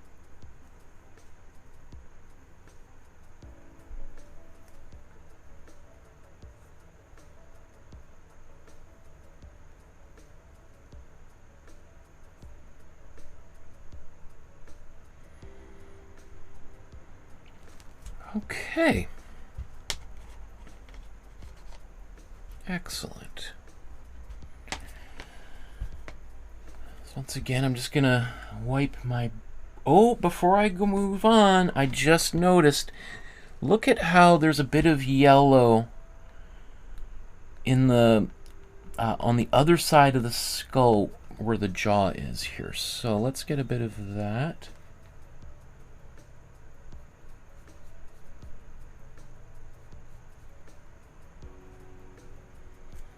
And then on this side, it's got a bit more brownish color.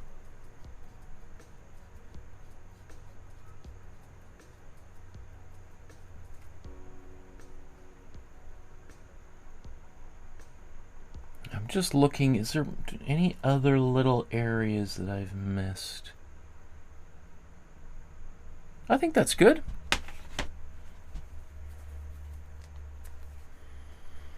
Okay, just wiping the excess paint off my brush here onto my rag.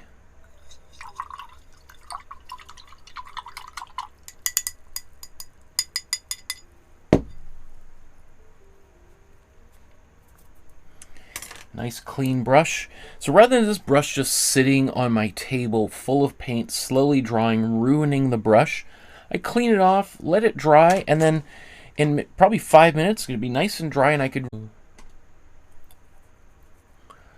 Okay, I'm getting some warnings from my computer that there's something happening with the internet.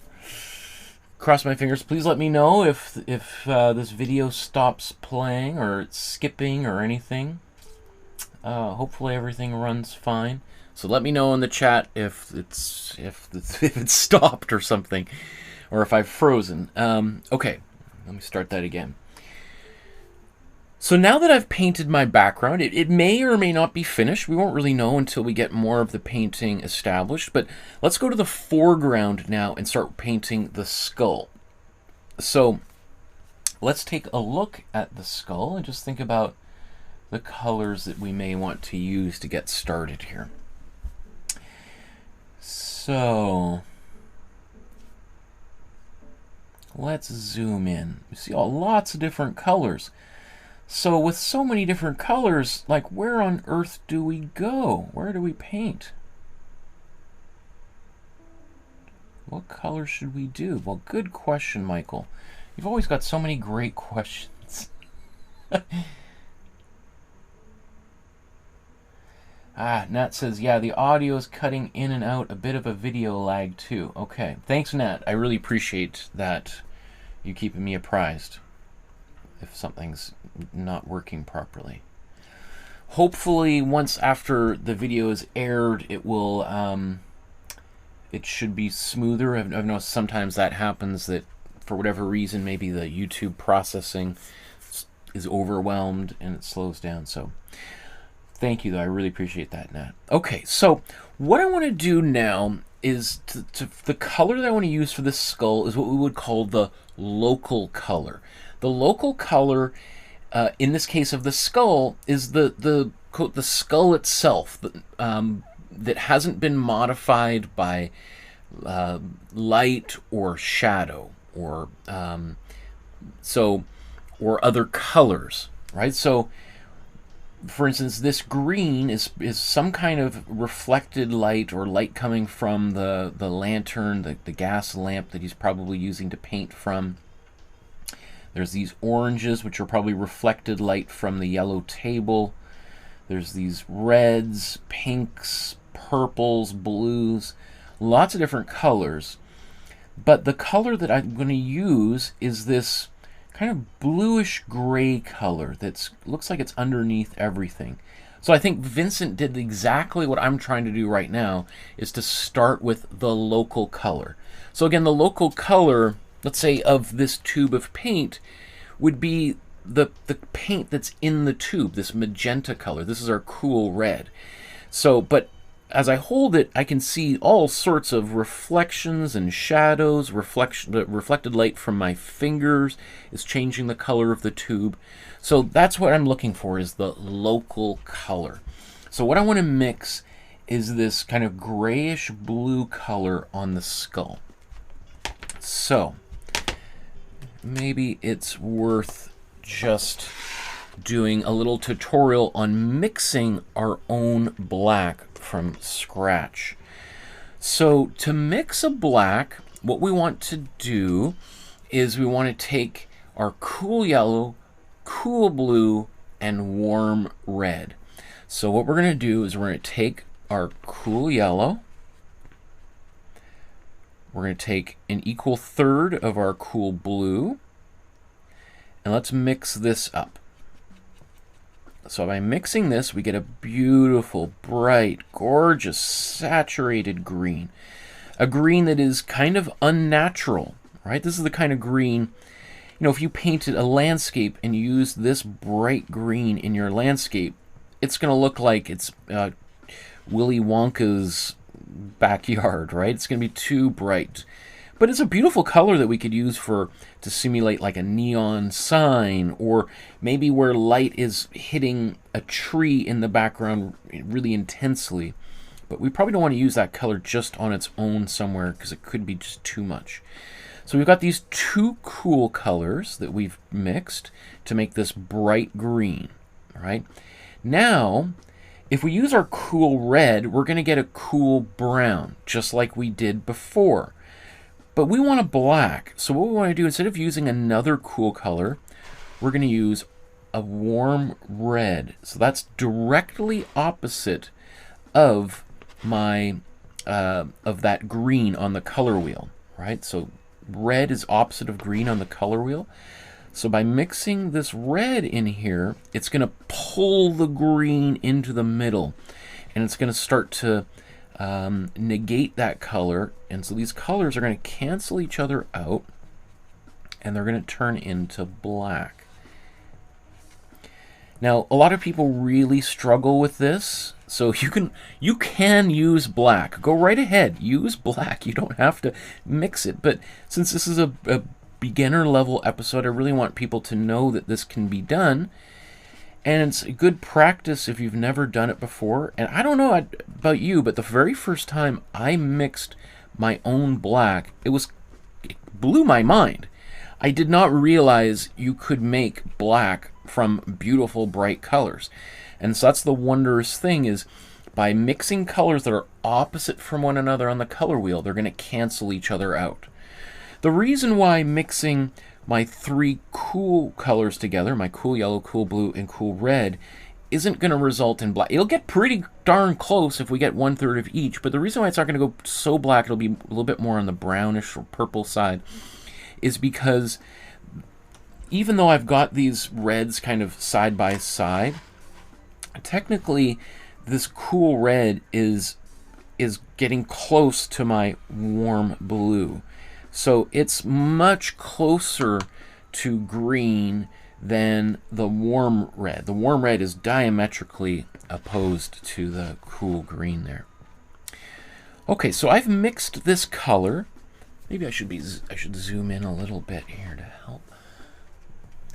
But it can be kind of hard to tell what color I've actually got here because it's so dark. It's like, well, it kind of looks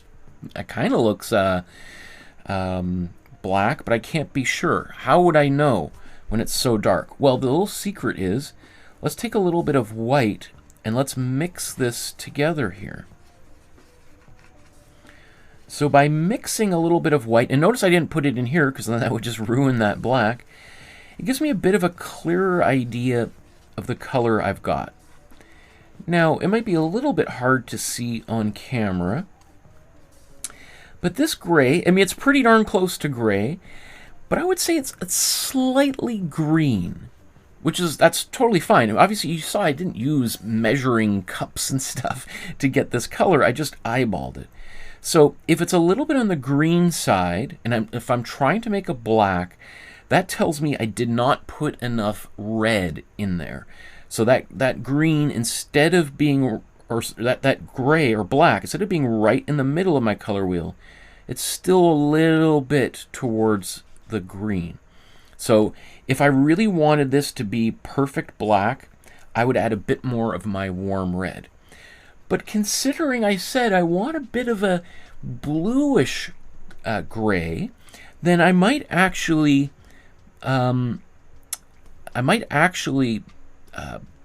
push this a little bit further. So I'm actually going to take a big scoop of my white, and here's a little bit of my blue, and let's take a bit more of my black. And let's mix this all together, because I need a bunch of gray here to paint this skull.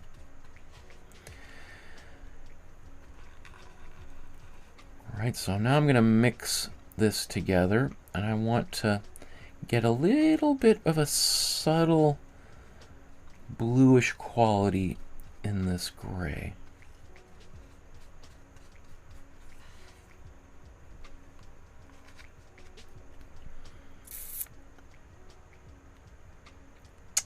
I mean, actually, that looks like a really nice gray.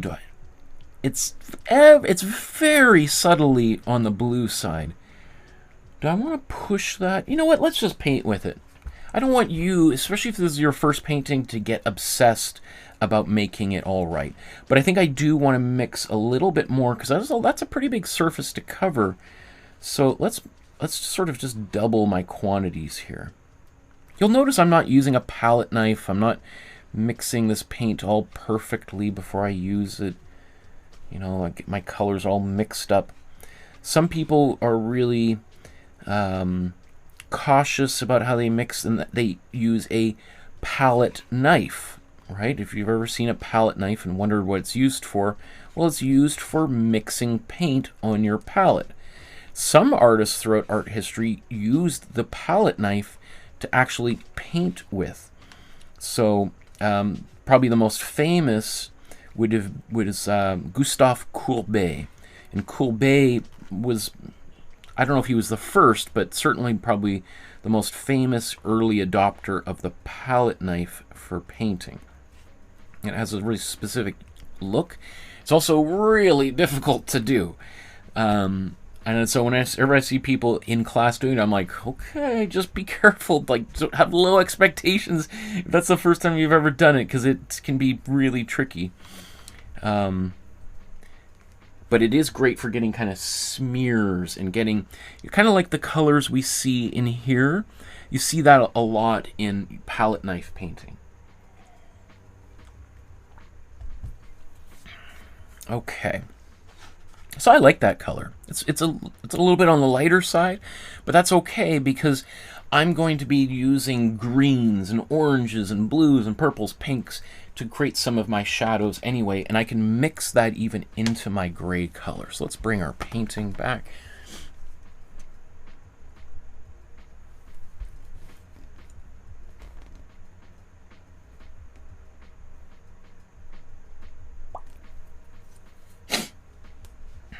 Okay.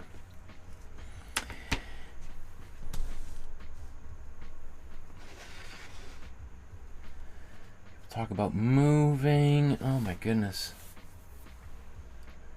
Barbara's okay.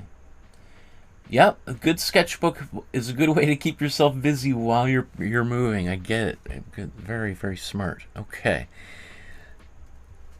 So again, I could use a much bigger brush and just be done with it much faster, but I'm going to use my smaller brush, and I'm just going to paint this whole skull.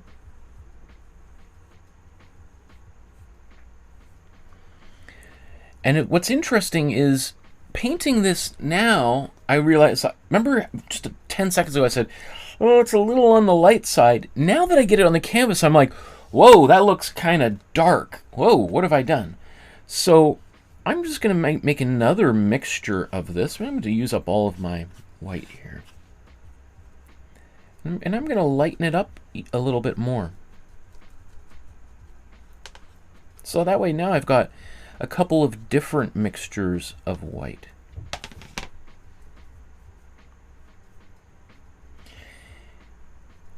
Now I've got all of these pencil lines, and if I just paint the whole thing right now, I'm going to lose all my pencil lines. So sometimes one thing I do is I'll paint an underpainting, and maybe I could have or should have done that here.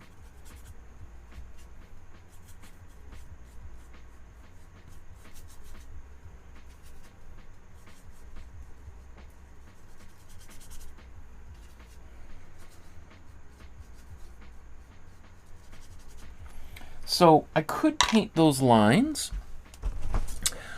or another thing that I could do would be to just use a pencil. I'm going to use an HB pencil, and I'm just going to maybe go over top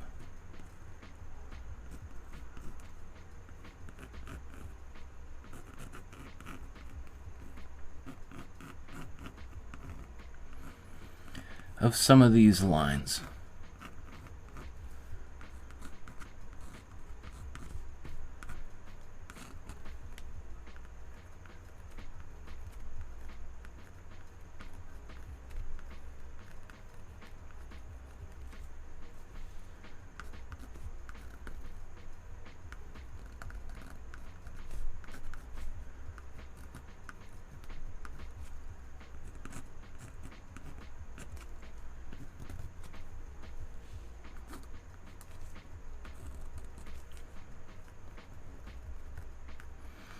And of course, me doing this is probably going to lead to a little bit of distortion. It might kind of get a little bit goofy from the original, but I personally don't mind. I kind of like that we could have something, a little bit of change happening along the way.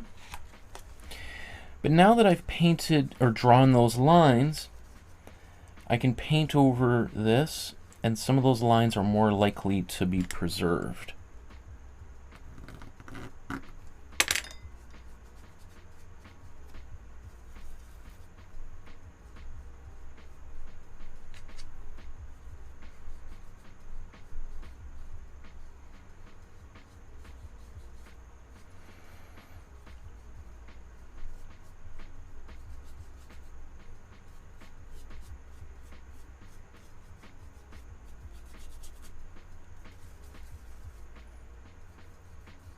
Another thing you could do if you're afraid of losing those lines is put a little bit of matte medium in the paint to make it a little bit more transparent.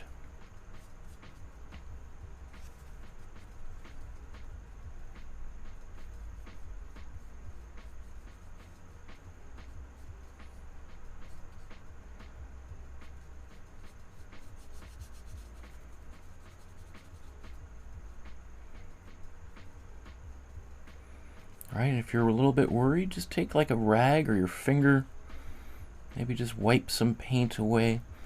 I'm really just trying to get color on the surface here. Alright, so by taking a rag or your finger, let's say over these teeth, I could wipe that away a little bit so that I could see details. If you're ever worried that it's disappearing. And if it started to dry a little bit, just take a little bit of water. I'll just show you this here, and I can just wipe that away even more. Right, I kind of want to keep that a bit, so I'm just going to brush that back, but I could use a rag to clean up a little bit of that paint. You know what, I'm even going to do that. Maybe I'll use a little bit of my darker one. I'm going to paint inside here a bit.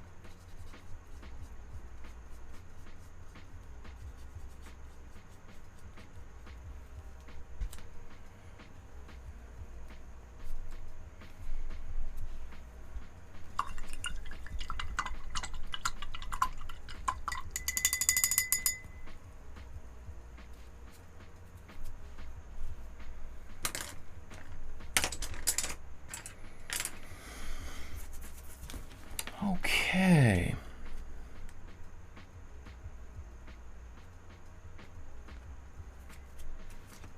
That's excellent. Tea time.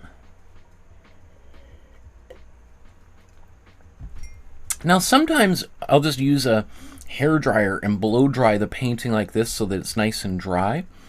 But since this is a painting that doesn't really require having dried layers before I apply a second layer, I can just start painting wet into wet.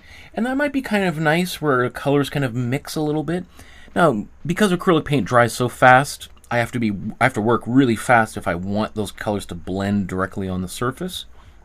So if I want to do that, I'd want to kind of pre-mix a lot of those colors.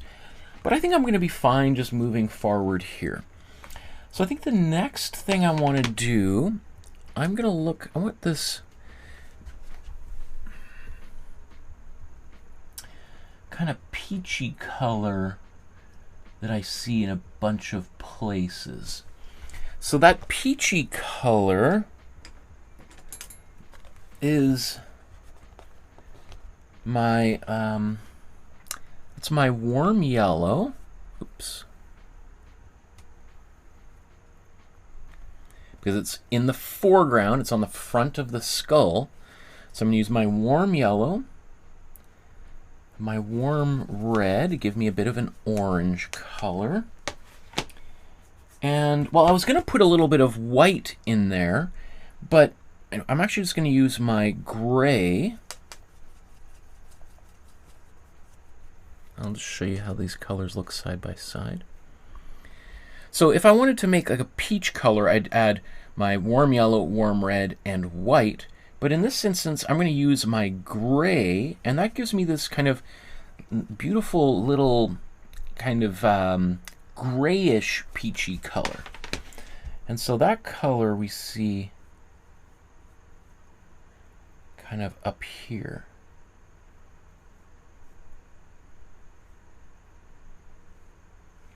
And we can see Vincent's like famous brush strokes, where rather than painting all this in, he's allowing these brush strokes to remain kind of very visible, very obvious that they're there. Okay, I'm running out of paint, so let's just make a bigger batch.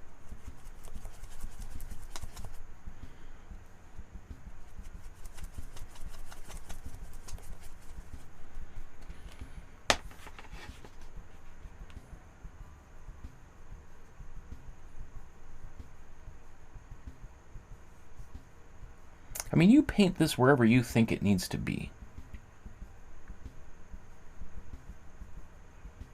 We could have a disagreement as to where we think some of these colors are.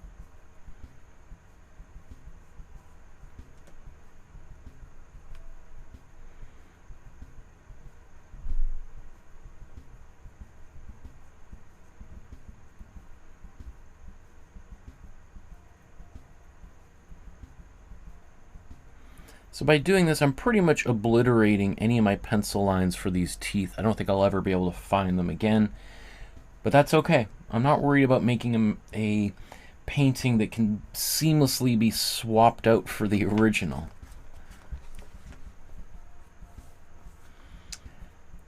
I'm going to take a little bit more of my warm red and put this in here to get a bit more of a slightly pinkish quality. And I'm going to kind of maybe go over some of these brush strokes and give a little bit more pink in there.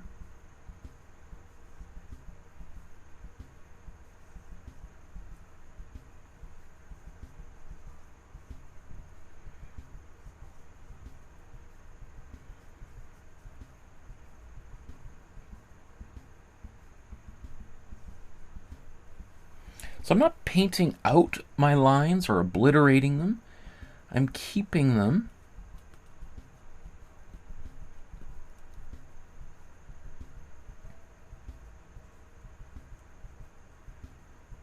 Just adding to them.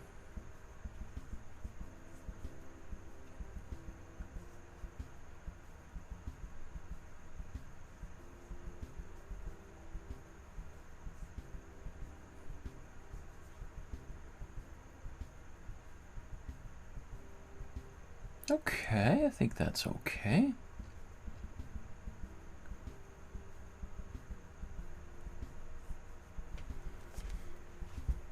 Beautiful.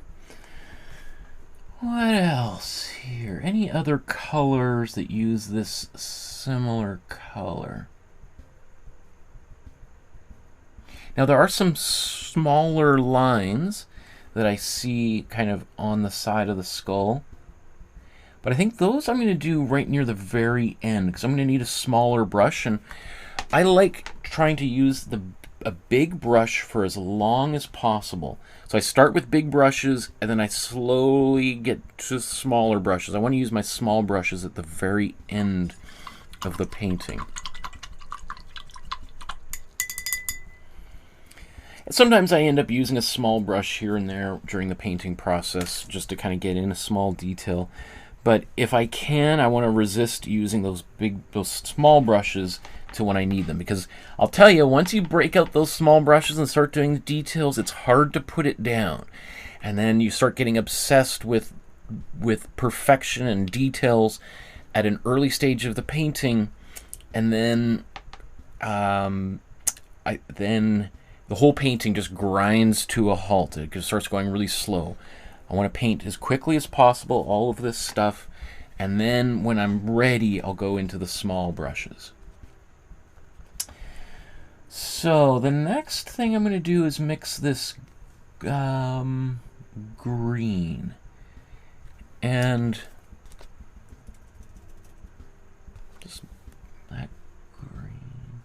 Well, you know what? Let's do a different chapter here, just so we can make this a bit easier.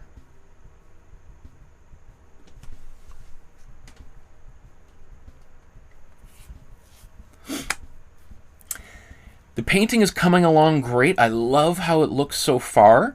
Still got a little bit of a ways to go. Basically, we're going to paint some greens and blues next. And then we're going to do the black outlines, a little bit of details, and then we're going to be done. So I would say maybe about halfway, 2/3 of the way or so through this painting. So let's look at the painting itself again. And so we want to mix those greens.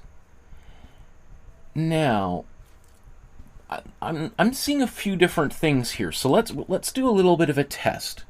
So ordinarily, what I would say, the foreground colors are generally, the foreground colors are generally warm colors. So let's take our warm yellow and warm blue, and let's mix those together. Actually, this might be fine. I was going to say that I wonder if there's a little bit of cool blue though in this mixture. So I'm going to take a bit of my warm yellow and just do a little test here. Take my cool blue and mix that in there. You can see, even though I'm using my warm yellow as opposed to my cool yellow, I still get a pretty darn bright green, right? I pretty much mix them the same, but look at the difference between what my warm blue does to the warm yellow versus what my cool blue does to that yellow. I get some quite different results. Now, if we compare these to the original, I think we've got almost a little bit of both here. I think we've got definitely a little bit of this warm blue, but we've also got this little bit of a slightly cooler, we've got our warm green here, but we also have a little bit of our cool green happening. And so it's almost a little bit of a combination of both. So I think what I'm going to do is I'm going to start with my warm, or maybe should I go the opposite way? No, let's start with our warm green. And then we're going to work our way to, so I'm going to make a bigger mixture of this.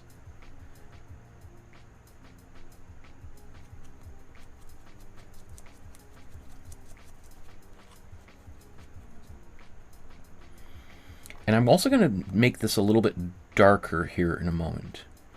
Maybe let's do a little bit of that right now, just so you can see. I'm just going to make slightly darker green, warm green. But let's go back to this lighter one. Okay.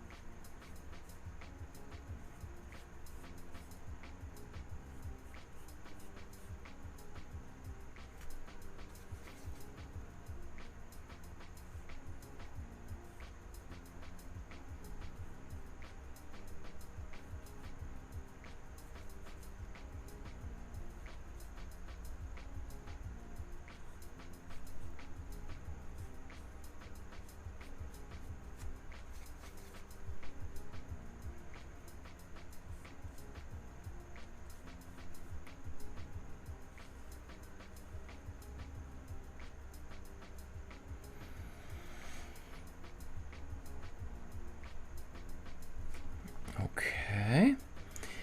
Now I'm going to take a bit of I'm going to add a little bit more blue in here, get a slightly darker version of this color.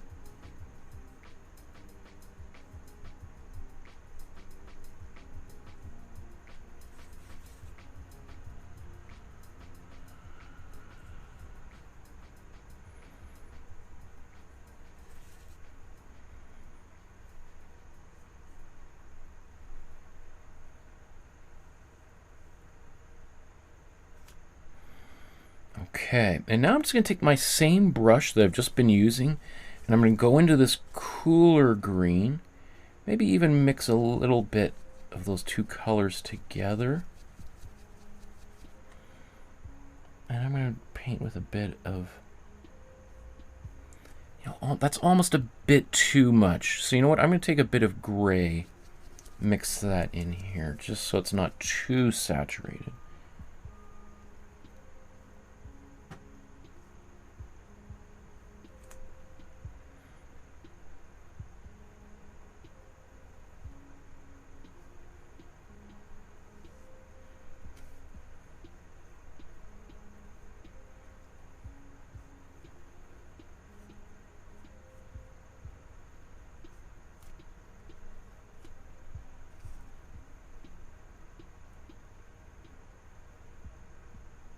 I don't know, that might be a little bit too bright there, but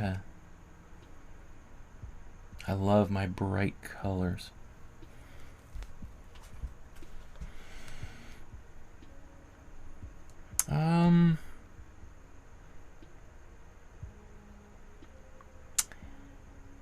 Can I live with that? Maybe what I'm going to do, I'm going to take a bit of my gray, and I'm just going to paint with this gray that's got my same brush,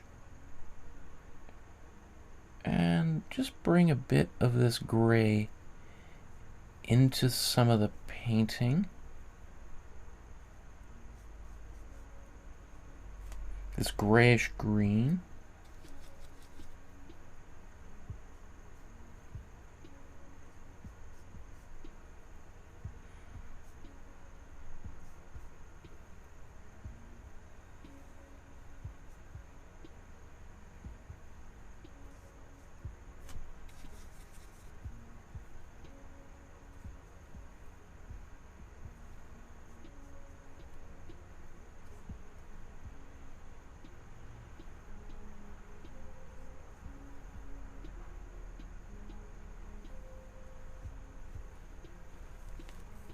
Okay, that just kind of quietens a little bit of these bit more intense colors.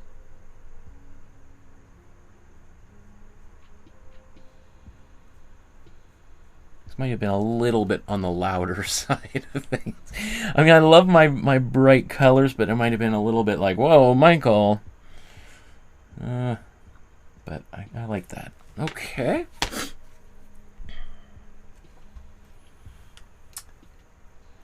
So let's clean those off. And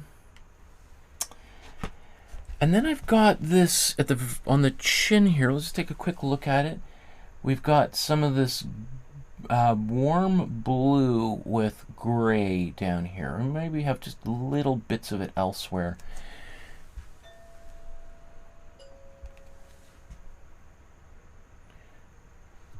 Somebody's at the door.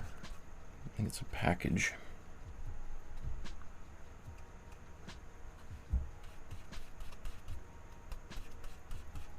Oops. Sorry, I just took my gray from before. Let's make a bigger batch of it. So I'll just do it again.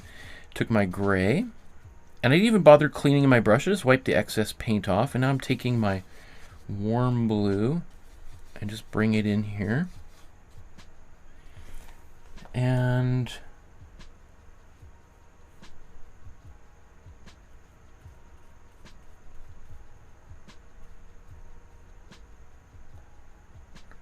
little bits of it here and there.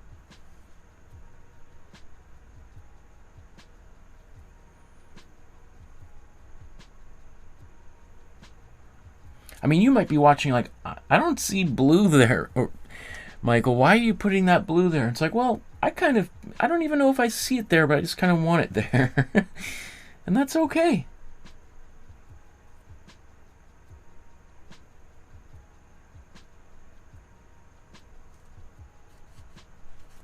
So I'm just going to take a little bit more of this blue. And maybe I think there's even a tiny bit of cool blue in here too.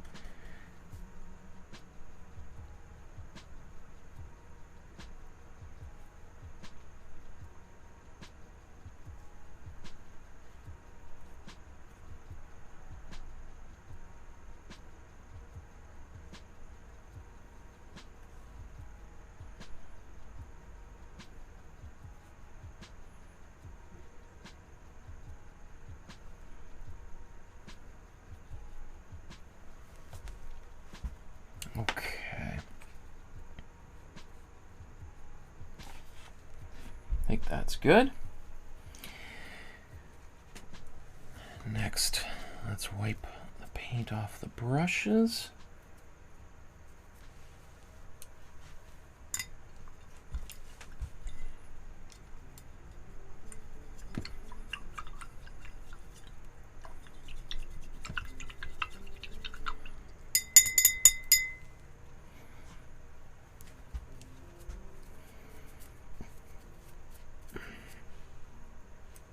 Okay. Now, what should we do next?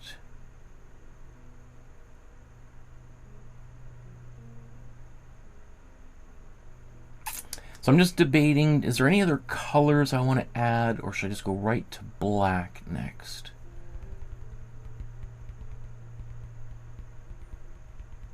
I think what I want to do is I want to put, there's these little, now I'm going to start going to a smaller brush.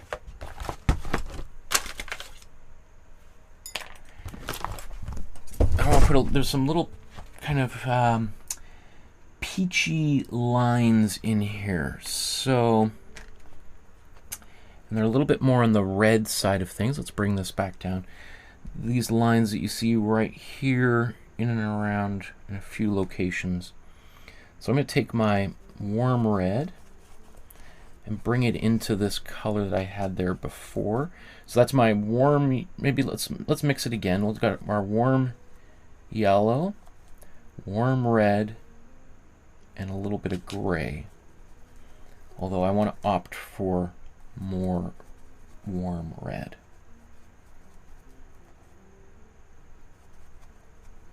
Oops. Was that not on camera the whole time? So it's my warm red, warm yellow, and gray that I had mixed previously. Okay, I'm just going to take my brush here, and I'm just going to do a little bit of outlining in a few small places.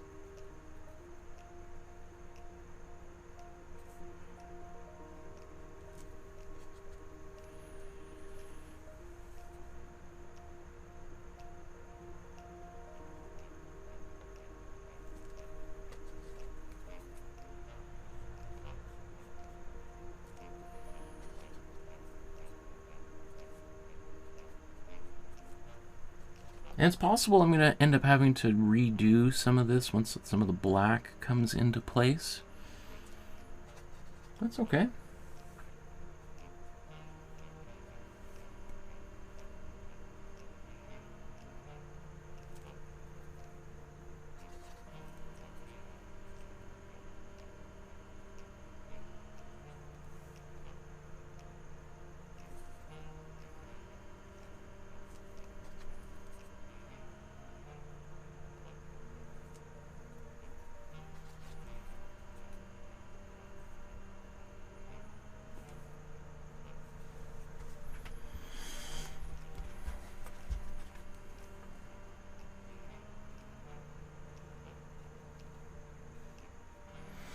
So some of these things I'm putting down are just going to kind of poke in and out of the finished painting. They may be barely visible later on, but they're you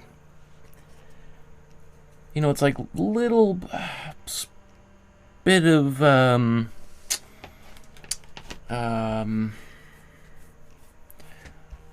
do you call it? It's like a little bit of truffle oil that I'm dripping onto the surface or something, right? It's like, so it might not be everywhere. So it's just one of, like, sometimes you take a bite of whatever it is and you don't taste the truffle oil. It might not even be there. And then you take another bite, like, whoa, what is that? That one tasted different. I didn't know that wasn't in all those bites. Oh. I know some people don't like truffle oil. I'm not a truffle oil fanatic, but it's kind of good taste every once in a while to have. Okay.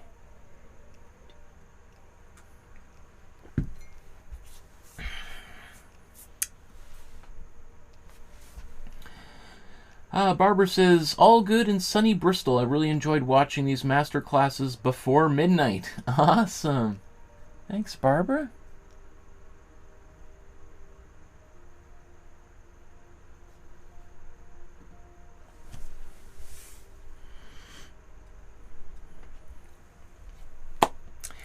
So we're getting close to the end of the episode. Really what I want to do now is just paint some black outlines on this painting. And I think you'll see that all of a sudden it snaps into view. Whereas right now it might feel kind of a little bit loose. And you're like, I don't know, it's kind of feels a little bit messy. Well, once we start putting these black outlines on things, it's going to radically transform. So, I'm even debating. You know what? I'm going to blow dry this first.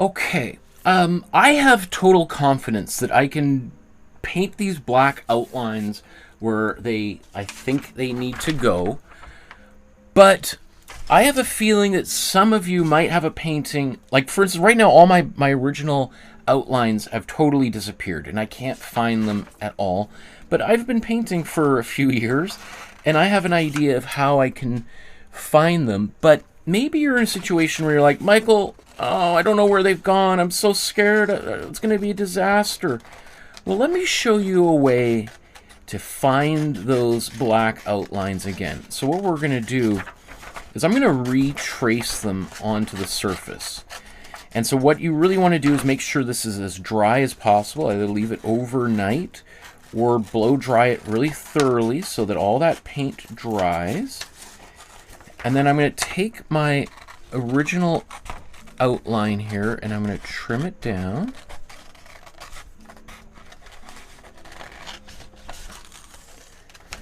And I'm just going around the outer edges here. Alright, so now I've got this skull. And I can kind of find where it lines back up to the original.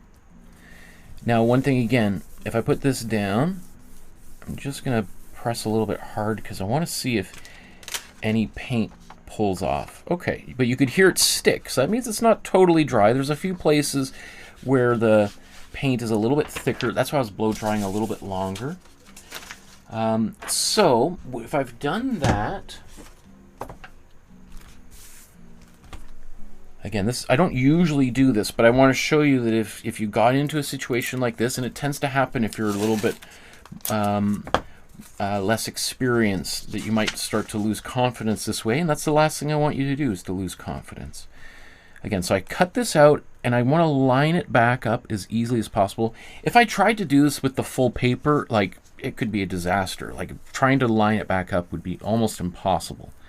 So, you know, I'm looking at areas where the jaw lines up, or the top of the head. I feel like that's pretty close, good enough. And I'm going to take my carbon paper, I'm going to slide it under here. Again, you really want to make sure that that's as dry as you can get it, because if it's still a little bit wet, you could be, the carbon paper might stick here and then leave. And I bet you that's going to happen. If it doesn't happen, I'd be kind of surprised. So you'll see here in a moment how I might have to deal with that. I plug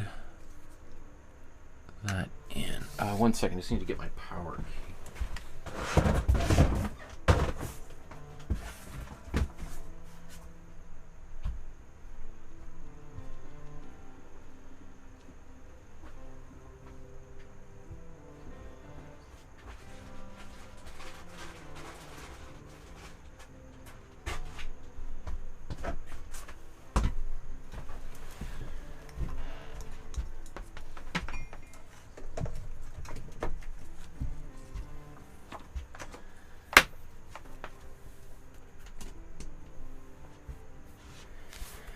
Okay, so what I'm going to do now is I'm just going to trace over. I don't need to go around the outer edges because I've did that before, and hopefully this should be lined up there. But I'm just going to carefully go over some of these lines. I really want to try to apply as little pressure onto the carbon paper as possible.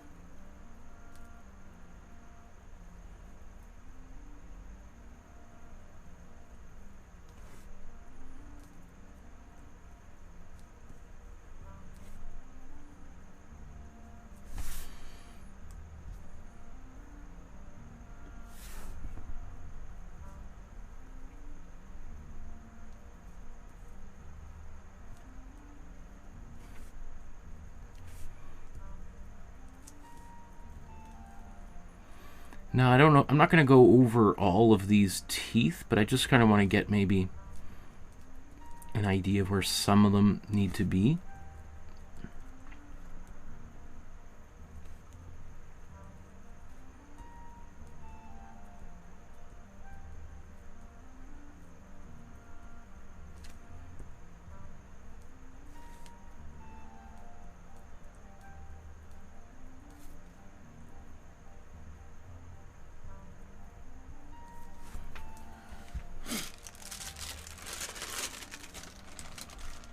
Okay.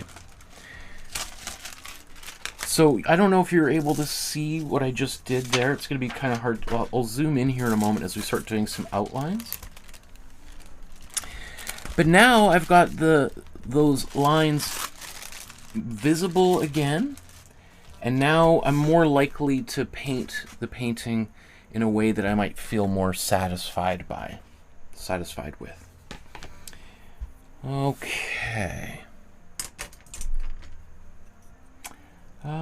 Looks like my black is starting to seize up a little bit. So what I'm going to do, I'm going to make a new mixture of black. Let's take our warm yellow, or sorry, cool yellow.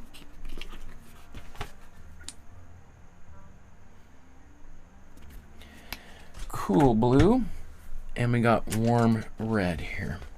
So I might be a little, again, you can see, it's not like there's perfect measurements here. I think there might be a little bit more on the blue side of things than I need.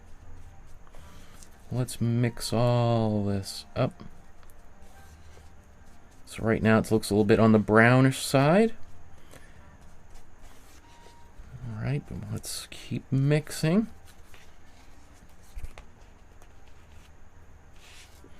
So when it's a little bit brown, that tells me I've got plenty of red, plenty of warm red, plenty of cool yellow, but not enough cool blue. And I pull that blue in here, and now it's pulling this brown back into the center of the color wheel.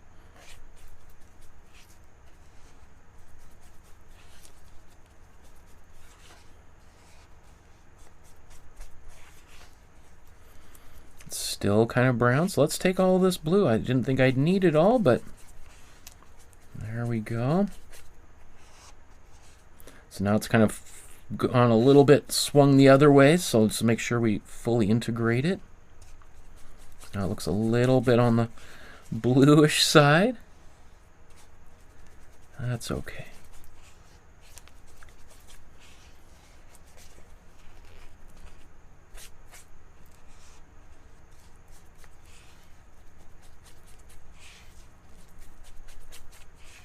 Again, feel free just to use the black out of the tube. I just love doing this, and I think as a beginner it's really cool to see those colors cancel each other out and turn into a beautiful dark color.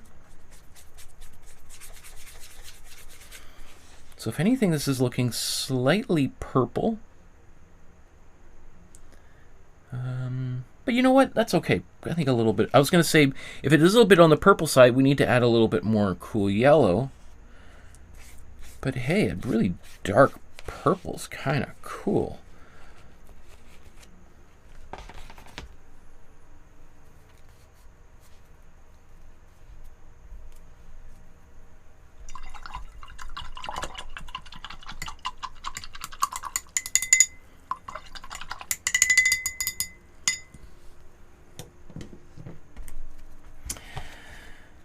So let's take our brush here. Now here I'm using my smallest brush, or one of my smallest brushes anyway.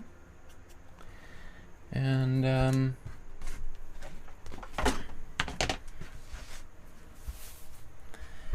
everything should be nice and dry.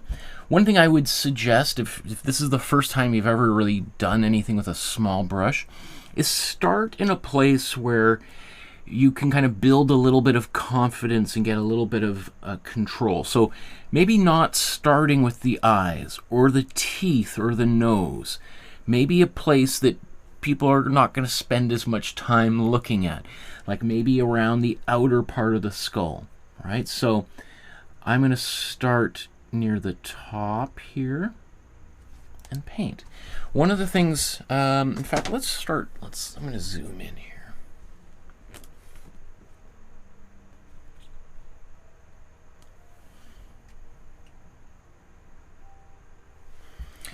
So when I'm using a small brush, I take my brush and I get paint on it, and I'll show this over here. I take my brush and I just sort of twist it.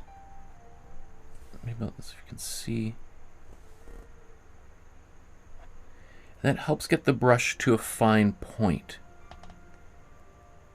Right? So I get a little paint on my brush. Let's do that again. And then I'm twisting it. That gets me a nice little fine point to use, right? You'll notice as I paint, sometimes the paint starts to build up on the metallic area here, the ferrule as it's called. And so sometimes I'll just use, let's say, the palette. I'll wipe that off, or sometimes I'll just use my fingers. I'll wipe it off like that. Vincent van Gogh used to put that brush in his mouth, get it a little bit wet, use some saliva to bring it to a point.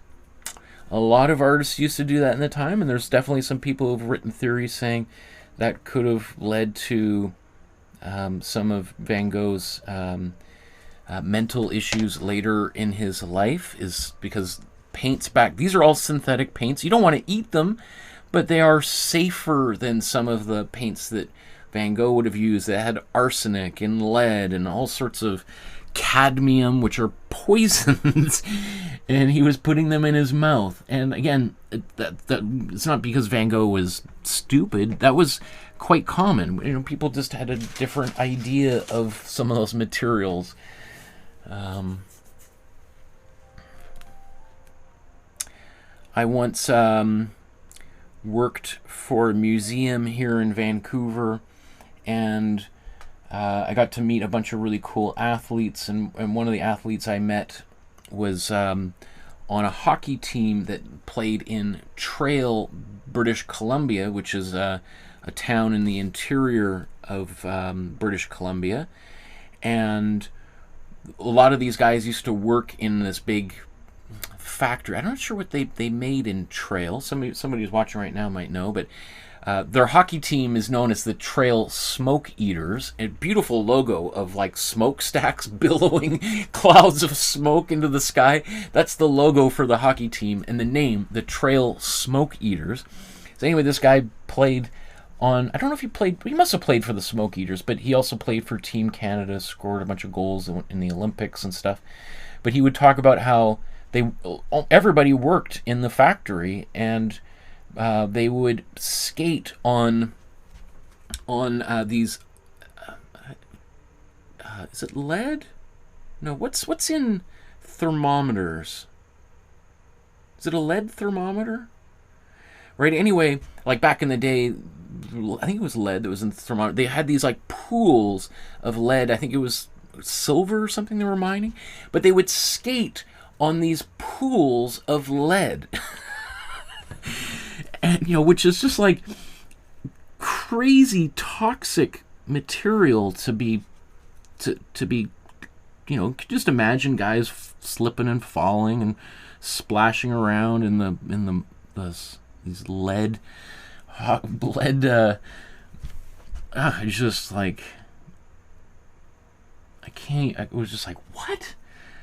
And this guy, he made it until his 90s. So I can't believe the guy was healthier than at the end of his life, healthier than I was 15 years ago at the time. Which says probably a lot more about me than him, right? Okay. You'll notice as I'm painting, I'm drawing the brush. Well, you can paint towards you, but I don't want to be pushing the bristles forward, especially when I'm doing little details like this, because that's just going to make the brush kind of bunch up.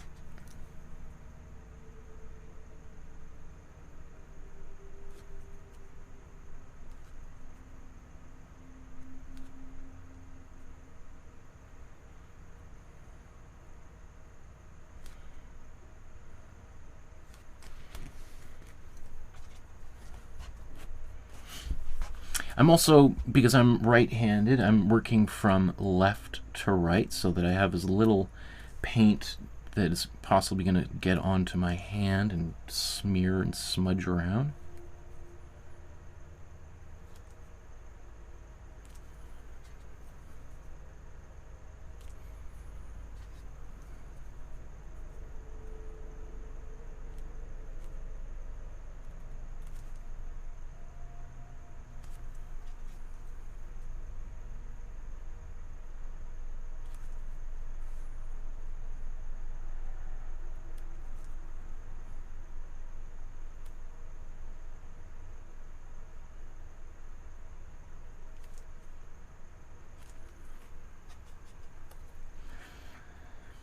And while I'm here, I can also do a little bit of darkening in the eye. In fact, let's bring that up here.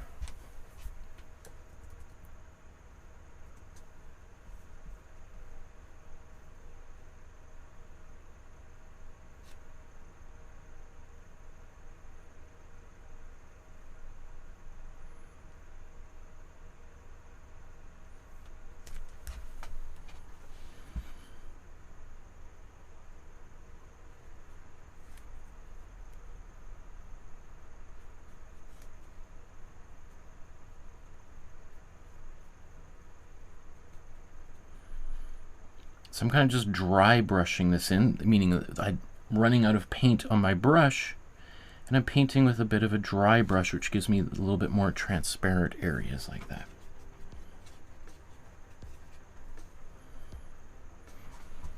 Okay. Let's keep going down here.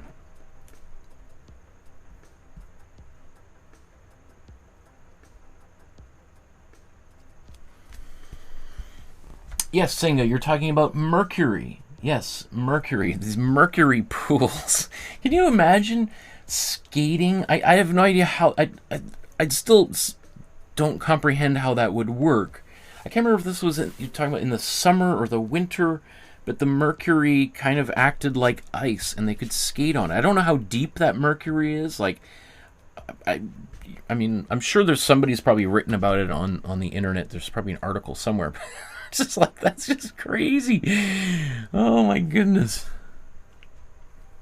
Okay. Is mine, do I need to zoom in a bit more?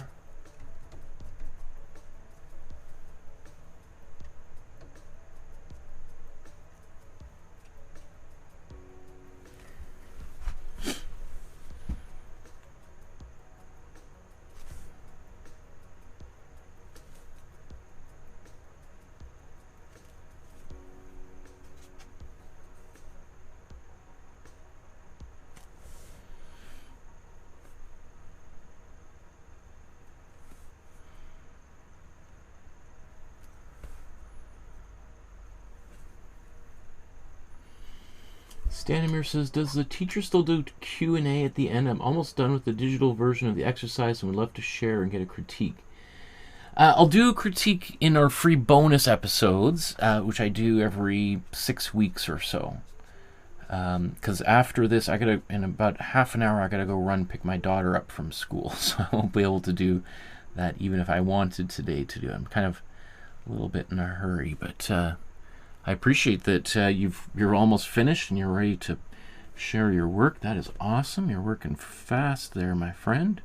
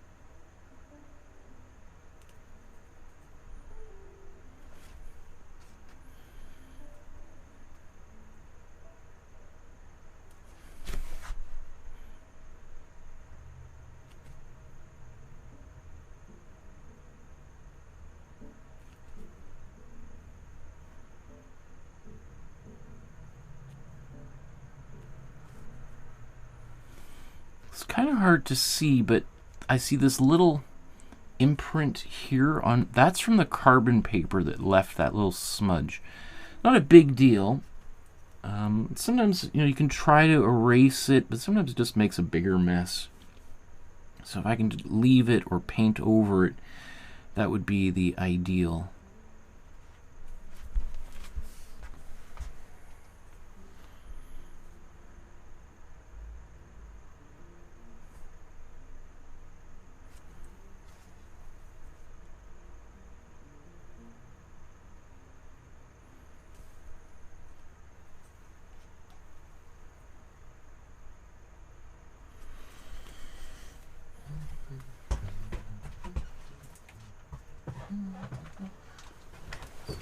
One thing I want to just mention is if you're a beginner and the idea of doing all these little details is just like terrifying you, or you start and you're like, oh, I'm making a mess of it. Well, then another option would be using something like this. This is called a Posca pen. That's the name brand, but essentially what it is they're acrylic paint pens. Right, so this is a fairly narrow, pointy one.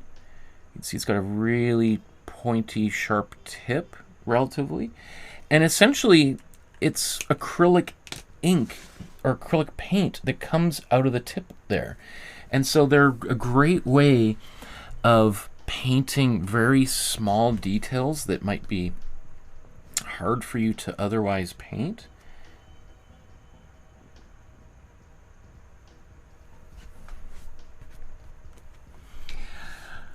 I do find that, it is kind of obvious where you use them. They work great. I'm not the biggest fan on earth of them. I think in a pinch they work really well, and especially if you got really small detail, and if you're going to just take a photograph of it and use it online, or you're going to scan it and maybe make cards that you're going to print and give to friends, then by all means, yes, use an Posca pen. It'll save you so much grief.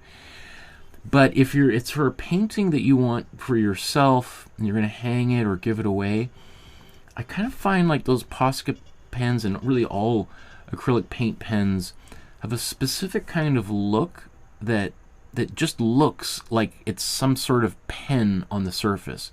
I don't know if it's because of the unified width of the mark that it makes. It is so consistent versus like a brush stroke is so clearly done with a brush that it's hard to see anything other than a brush stroke there. But that's just my personal opinion. Maybe other people listening might have a say, "You're crazy, Michael. I don't know what you're talking about." There he goes again, crazy Michael.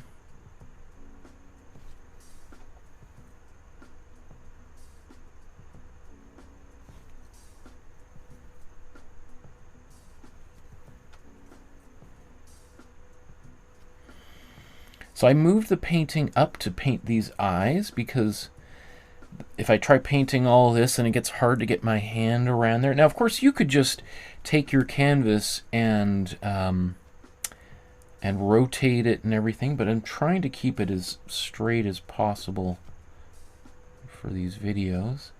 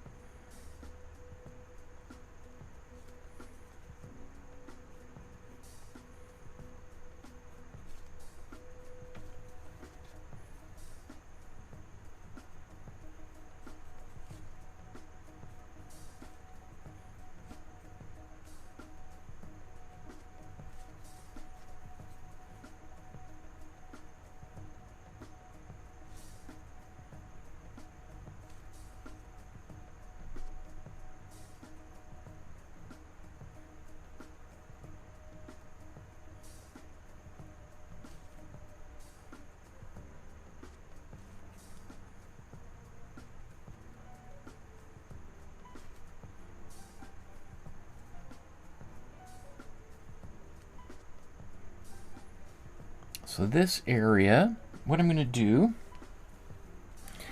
a little bit of dry brushing. So what I'm going to do is get paint on my brush, and then I'm going to wipe that paint I just put off my brush. So I can kind of, I'm sort of like, what I'm dry brushing in that area, filling it in. And maybe I'll do the same thing here. I'm just going to use my brush that's kind of dry. Now, dry brushing is a technique that came from Asia, and it's kind of in a way representative of a lot of the approach of Asian art, Chinese, Japanese, Korean, etc. That is totally, fundamentally, kind of diametrically opposed to a lot of Western art, in that it's not about photographic realism. It's more poetic and expressionistic, and also involves kind of chance activities. Because when you're dry brushing, you don't really know what's going to come off the tip of the brush. Sometimes it works kind of nicely like that, and then sometimes this big blob of paint squeaks out. You're like, ah! I didn't expect that. But the great Chinese artists of the past, they would embrace that. That's part of that process. And so if that big thing squeaked out, it's like, okay, kind of like what Bob Ross says, let's put a happy tree there, right? Because it's just like you're kind of rolling with things. And in the West, that just seems kind of crazy and difficult. Why would you do something to yourself that makes the whole process of painting less predictable? Like, that just, like, I want to do everything possible to make my life as easy as possible. Whereas Chinese, Japanese artists are like, I'm going to do something that I'm going to do something deliberately that's going to cause me to lose a little bit of control. I think that's just beautiful. I think that's just so cool. Such an interesting, and that's what an artist like Vincent van Gogh found just so appealing about Japanese art when it first started to arrive in Europe. Is just like, whoa, I had no idea you could do that. It never even occurred to me that, like, whoa, That's a whole new way of thinking. Incredible. And so then you had, you know, generations of European, North American artists who started to adopt techniques like that. And it's kind of hard to calculate the effect that had on the development of modern art, because so many of that type of approach to painting gets incorporated into modern art movements like Cubism, Futurism, Dada, Surrealism, especially the Surrealists using kind of tapping into the unconscious and trying to create spontaneous art, automatic writing, automatic drawing.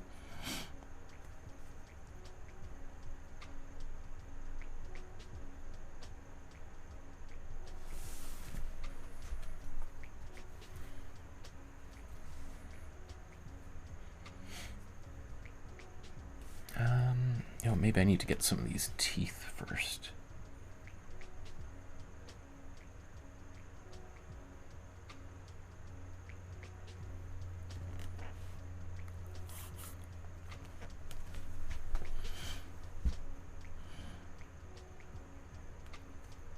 Now, one thing you could see, I scanned this from a book, so the registration's not perfect. It's a little bit wonky. So that means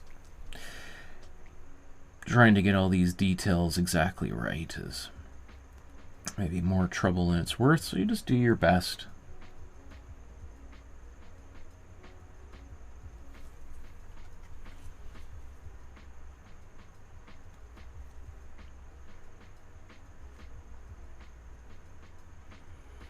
Again, the good thing is that the paint police were disbanded and are no longer on patrol, so you don't really have to worry about making mistakes and or pursuing your own vision for a painting like this or any other painting.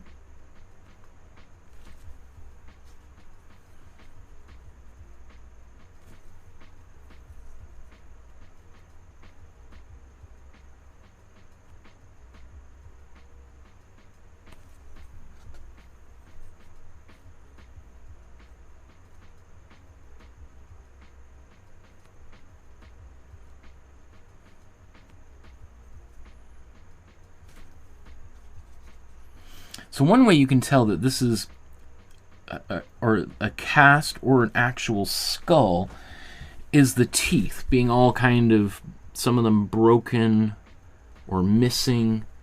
That suggests that you know, this was either a real skull at some point or cast from a real skull, as opposed to, let's say, a skull that you might get from, you know, Amazon or something, right? That in which all the teeth are all nicely side by side, and you know, might have been sculpted by somebody, as opposed to a mold from an actual skull. Because probably somebody, if they bought one that all the teeth were broken like this, they ordered it from Amazon, they'd be like, "What? This is garbage. I'm not paying for this. It got broken in shipping. I'm sending it back."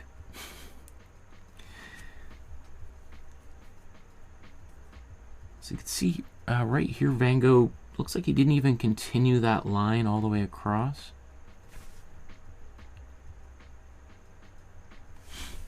And maybe that line doesn't also go all the way up. It just sort of ends there.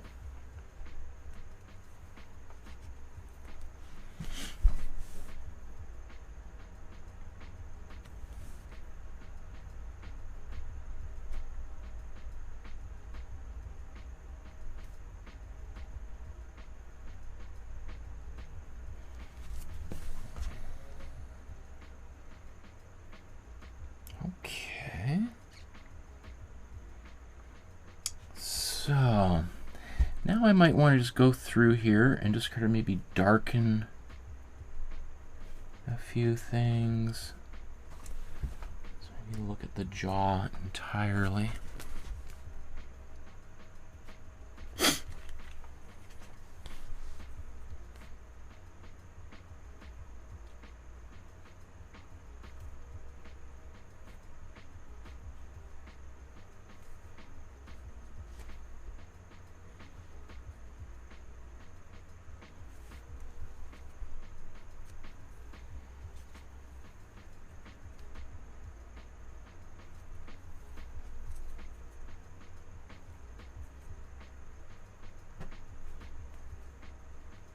You see, I tried to perform a little bit of dental surgery on this.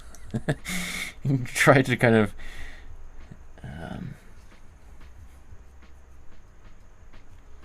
fix things a little bit for this poor fellow.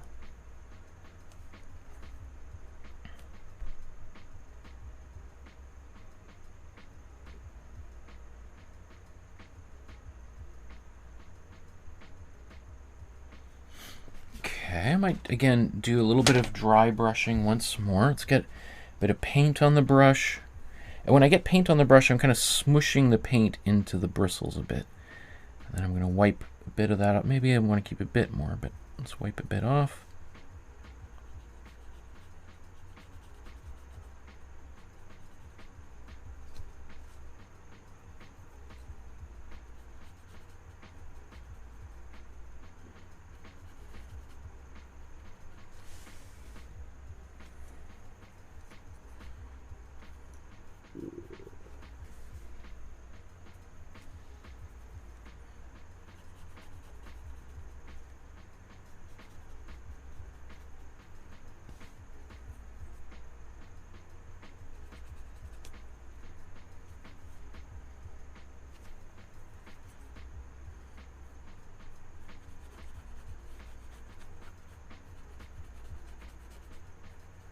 Now what I'm doing is kind of hard on a brush, I should say.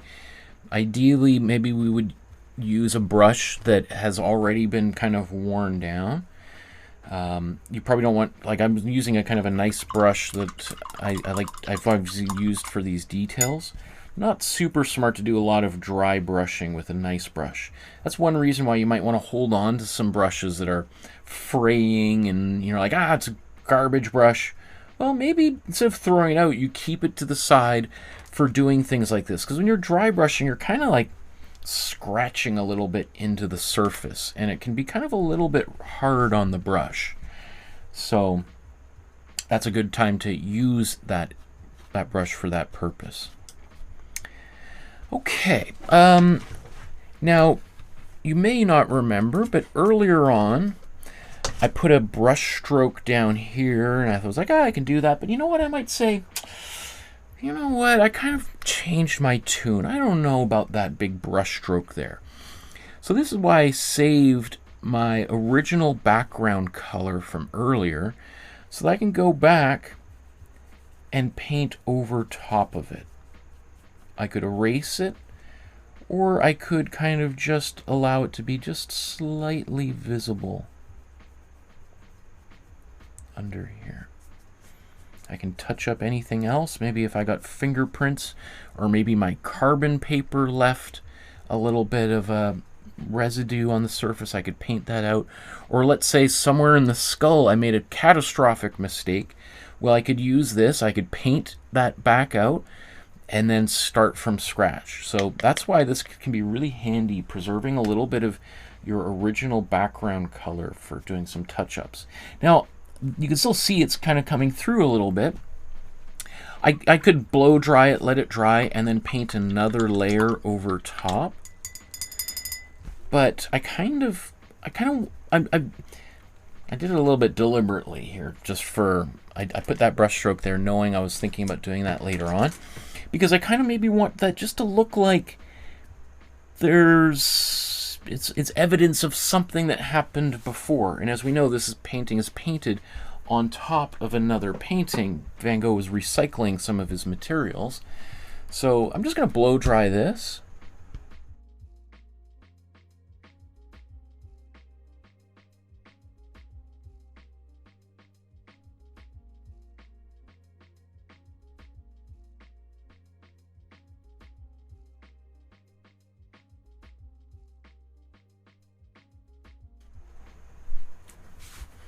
And then I look at it and I'm like, do I want to really get rid of it?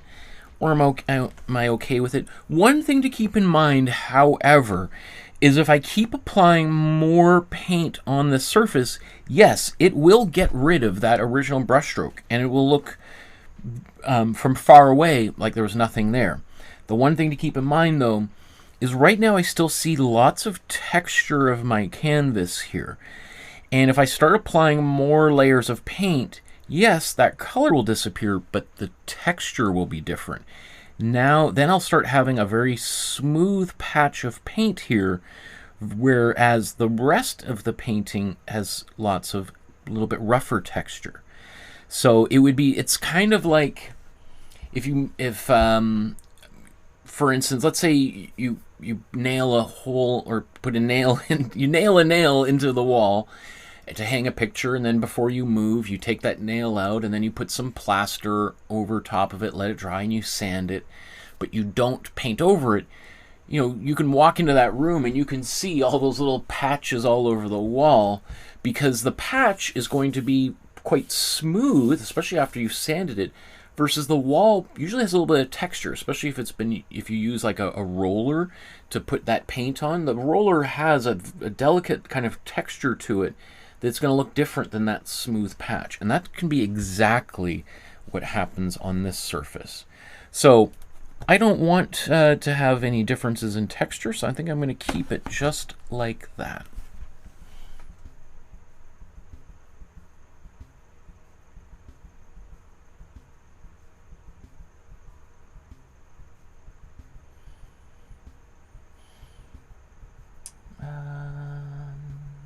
So let's go up here.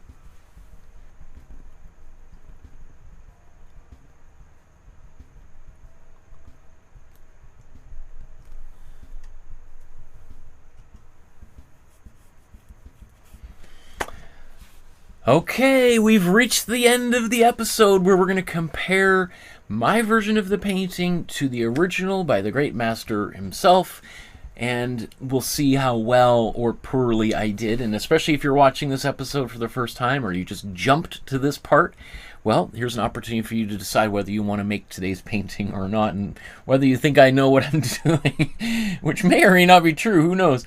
So just before we do that, just quick reminder to like, subscribe, hit the notification bell so you know when those future episodes are taking place.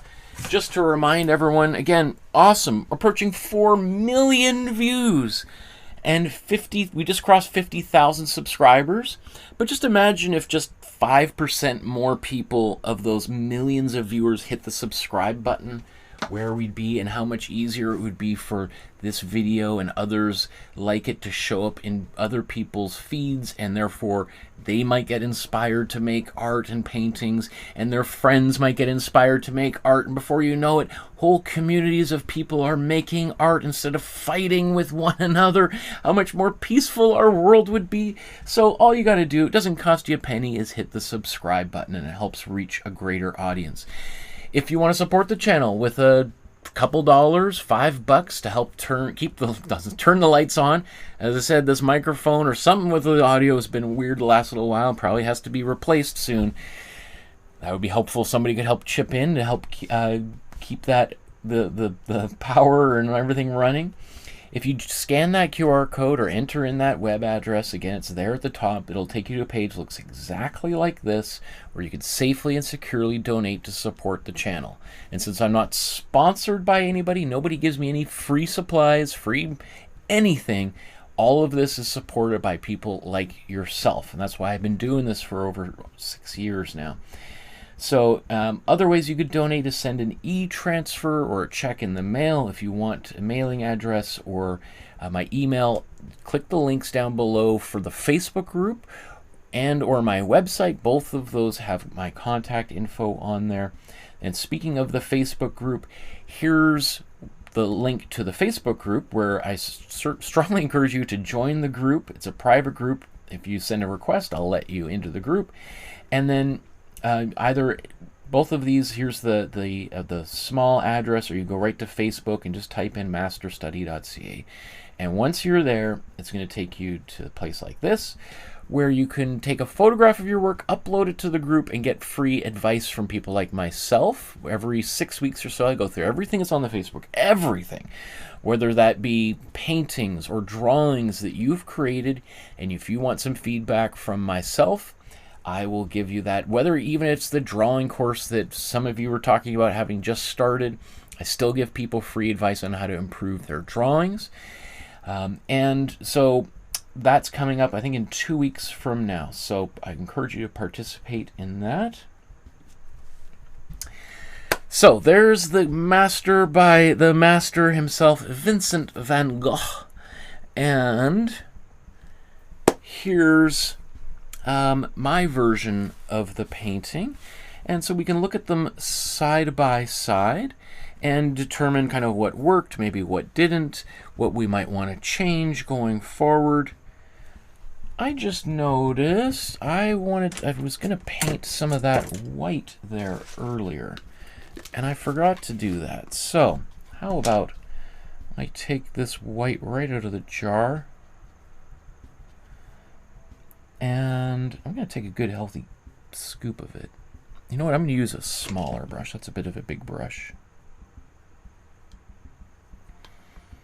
And he does this weird little zigzag thing here. I think I need more goopy paint.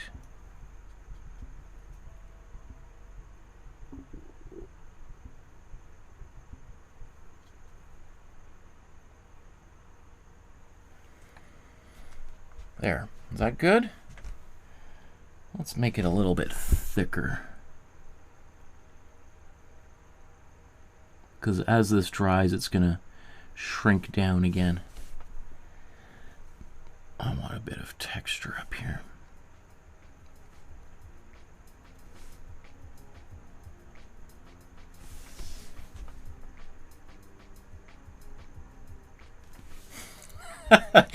Okay, that's cool. I like it. I like it. It might be something even after this dries, a couple hours later, I might look at it and be like, it's kind of lost some of its thickness. I'm going to go back. Yeah, go back. Okay. And add a little bit more. Keep on working on it. Okay. So, just looking at these side by side, one thing is apparent is my colors are definitely a bit brighter than his. That warm yellow in the background, a little bit more saturated than his. My greens are maybe a little bit more intense. I could have put a little bit more. Well, actually, most of this green doesn't have any gray, but I could definitely put a little more gray in there. Maybe this side of the skull, there could be a little bit darker grays, in and around here. Could be a bit more intense. But you know what? I think it's okay. I think it's okay. Especially for a beginner episode where we just want to kind of focus on some of the basic skills, painting skills. That should be okay. So how about let's just zoom right in on this chin here. And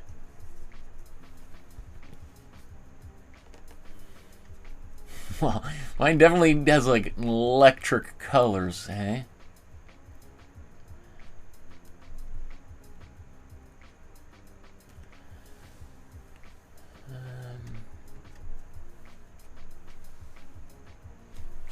Okay. So we could start here, and when we look at them, you can see like, wow, my colors really do appear much brighter. Now, it's hard to know exactly what's, it's possible that his colors are as bright as mine. but that when it was varnished, which is a protective and removable seal that artists would put over top of a painting, that varnish, as all varnishes do, start to kind of yellow and get a little bit brown, and when paintings are cleaned, that's stripped off. So it's possible his painting looked like mine, but it's also likely that it's not quite as intense, especially because at this stage of Van Gogh's career, he's still living in Paris and not quite using the bright palette that he becomes known for just a few months later when he moves down to Arles in the south of France. But again, so I could, if I really wanted, I could put like a glaze of slightly brownish yellow, and that would change everything, make it a little bit darker. But I like my bright colors, so I'm not going to apologize for bright colors. Yeah, I mean, I feel pretty good. It definitely maybe doesn't have some of the nuances in some of the brush work here of his painting. You know, some of this area in here, we could go back in and fiddle for hours and hours, but I really just wanted to kind of do a fast version of this painting for beginner artists, so I think it's totally fine. I think if you make a painting that looks anything close to the original, that's a big win in my view, especially if this is one of the first paintings you've ever made. I think you don't want to be hard on yourself at all. Again, my color's much brighter up here. But I think all in all, I think maybe the shape of both of my eye sockets is a little bit wonky. We'll take a look when I zoom back out. I might want to do a little adjustment here or there, but that's okay.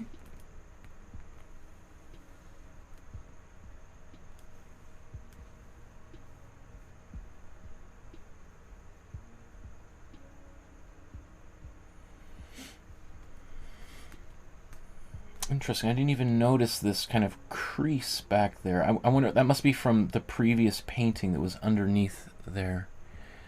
So you can see some of the textures. I think some of those darker browns in the yellow, I think that's probably shadows from the paint itself. So that tells us there's probably a lot of texture there on that. Or it could possibly be the paint underneath there, and that's the texture he's picking up, although those do seem to follow the lines of the brush strokes.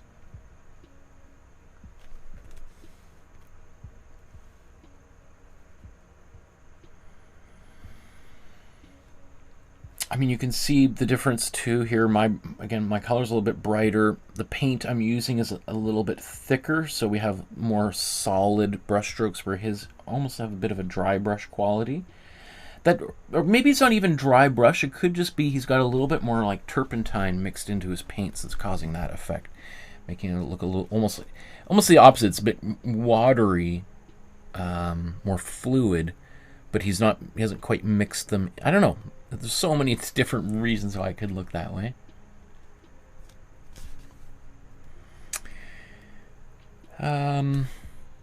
You can see this weird thing that he did there on the surface. Again, I just did that 20 seconds ago, so it's still drying. It's probably going to lose some of its texture as it dries. I do think it's kind of a fun, weird thing. You can see that's definitely quite thick. Again, that's why it makes me think he did this painting very quickly, probably on location at maybe an evening class at the Académie Julian, and was probably told to get out at the end of class and stop, because they were closing up shop at the end of the night. And again, I think it's probably nighttime because of this green glow from the lamps back in the day. I could have added maybe even darker browns to do some of those outlines, but that's okay. Let's scroll down here.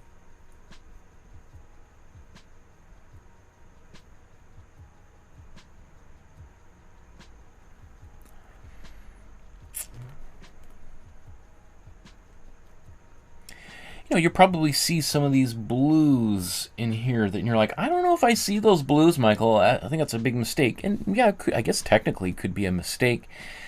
I just felt like when I was painting it, I wanted to put the color there, right? I make no There's nothing wrong with doing that. If you feel compelled to put a color in a place, do it.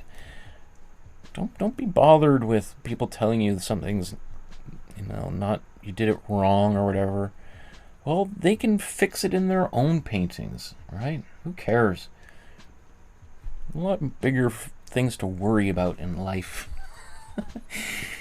Right? Most of us are painting to have a respite from the drudgery of everyday life. So allow yourself the freedom to be playful. And the teeth, yeah, I feel like they're kind of, I probably could have gone, I don't know. It's fine. Not perfect. Neither is Vincent's painting. So that makes me feel pretty good. Anything else? I think that's good enough.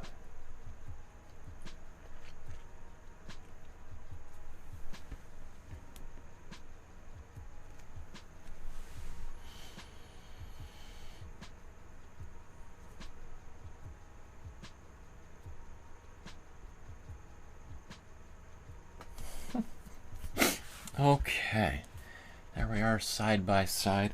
Once again, here's this little area that I kind of painted over, so it's super subtle. And, you could see that there's in the background almost, I don't know what all this kind of black speckling texture is.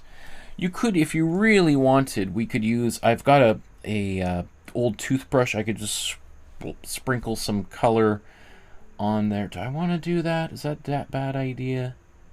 Let's call it a day, I think, right? Should I do that? I don't know. Now I'm feeling like maybe I should do that. Maybe I should just have a little bit of fun. Okay, I got about 2 minutes before I gotta run. So which color should I do this with? How about I'm gonna dip my brush in my water here.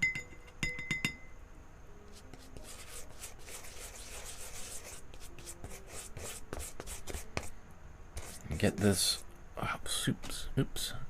I said soups instead of oops. Soups.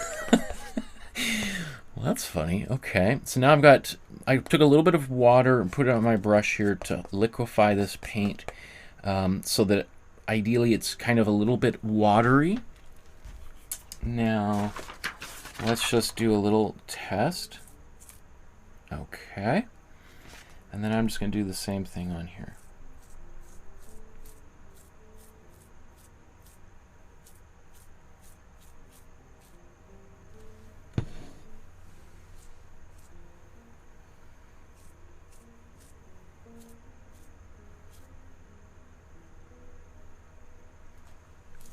Got to be careful. Maybe don't want to overdo it. Maybe I'll just do one close-up so you can just see how I'm doing this.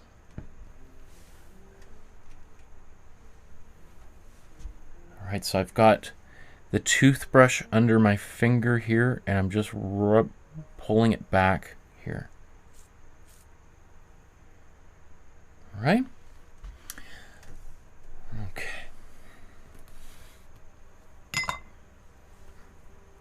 I'm just going to zoom back out so we see it on the screen together.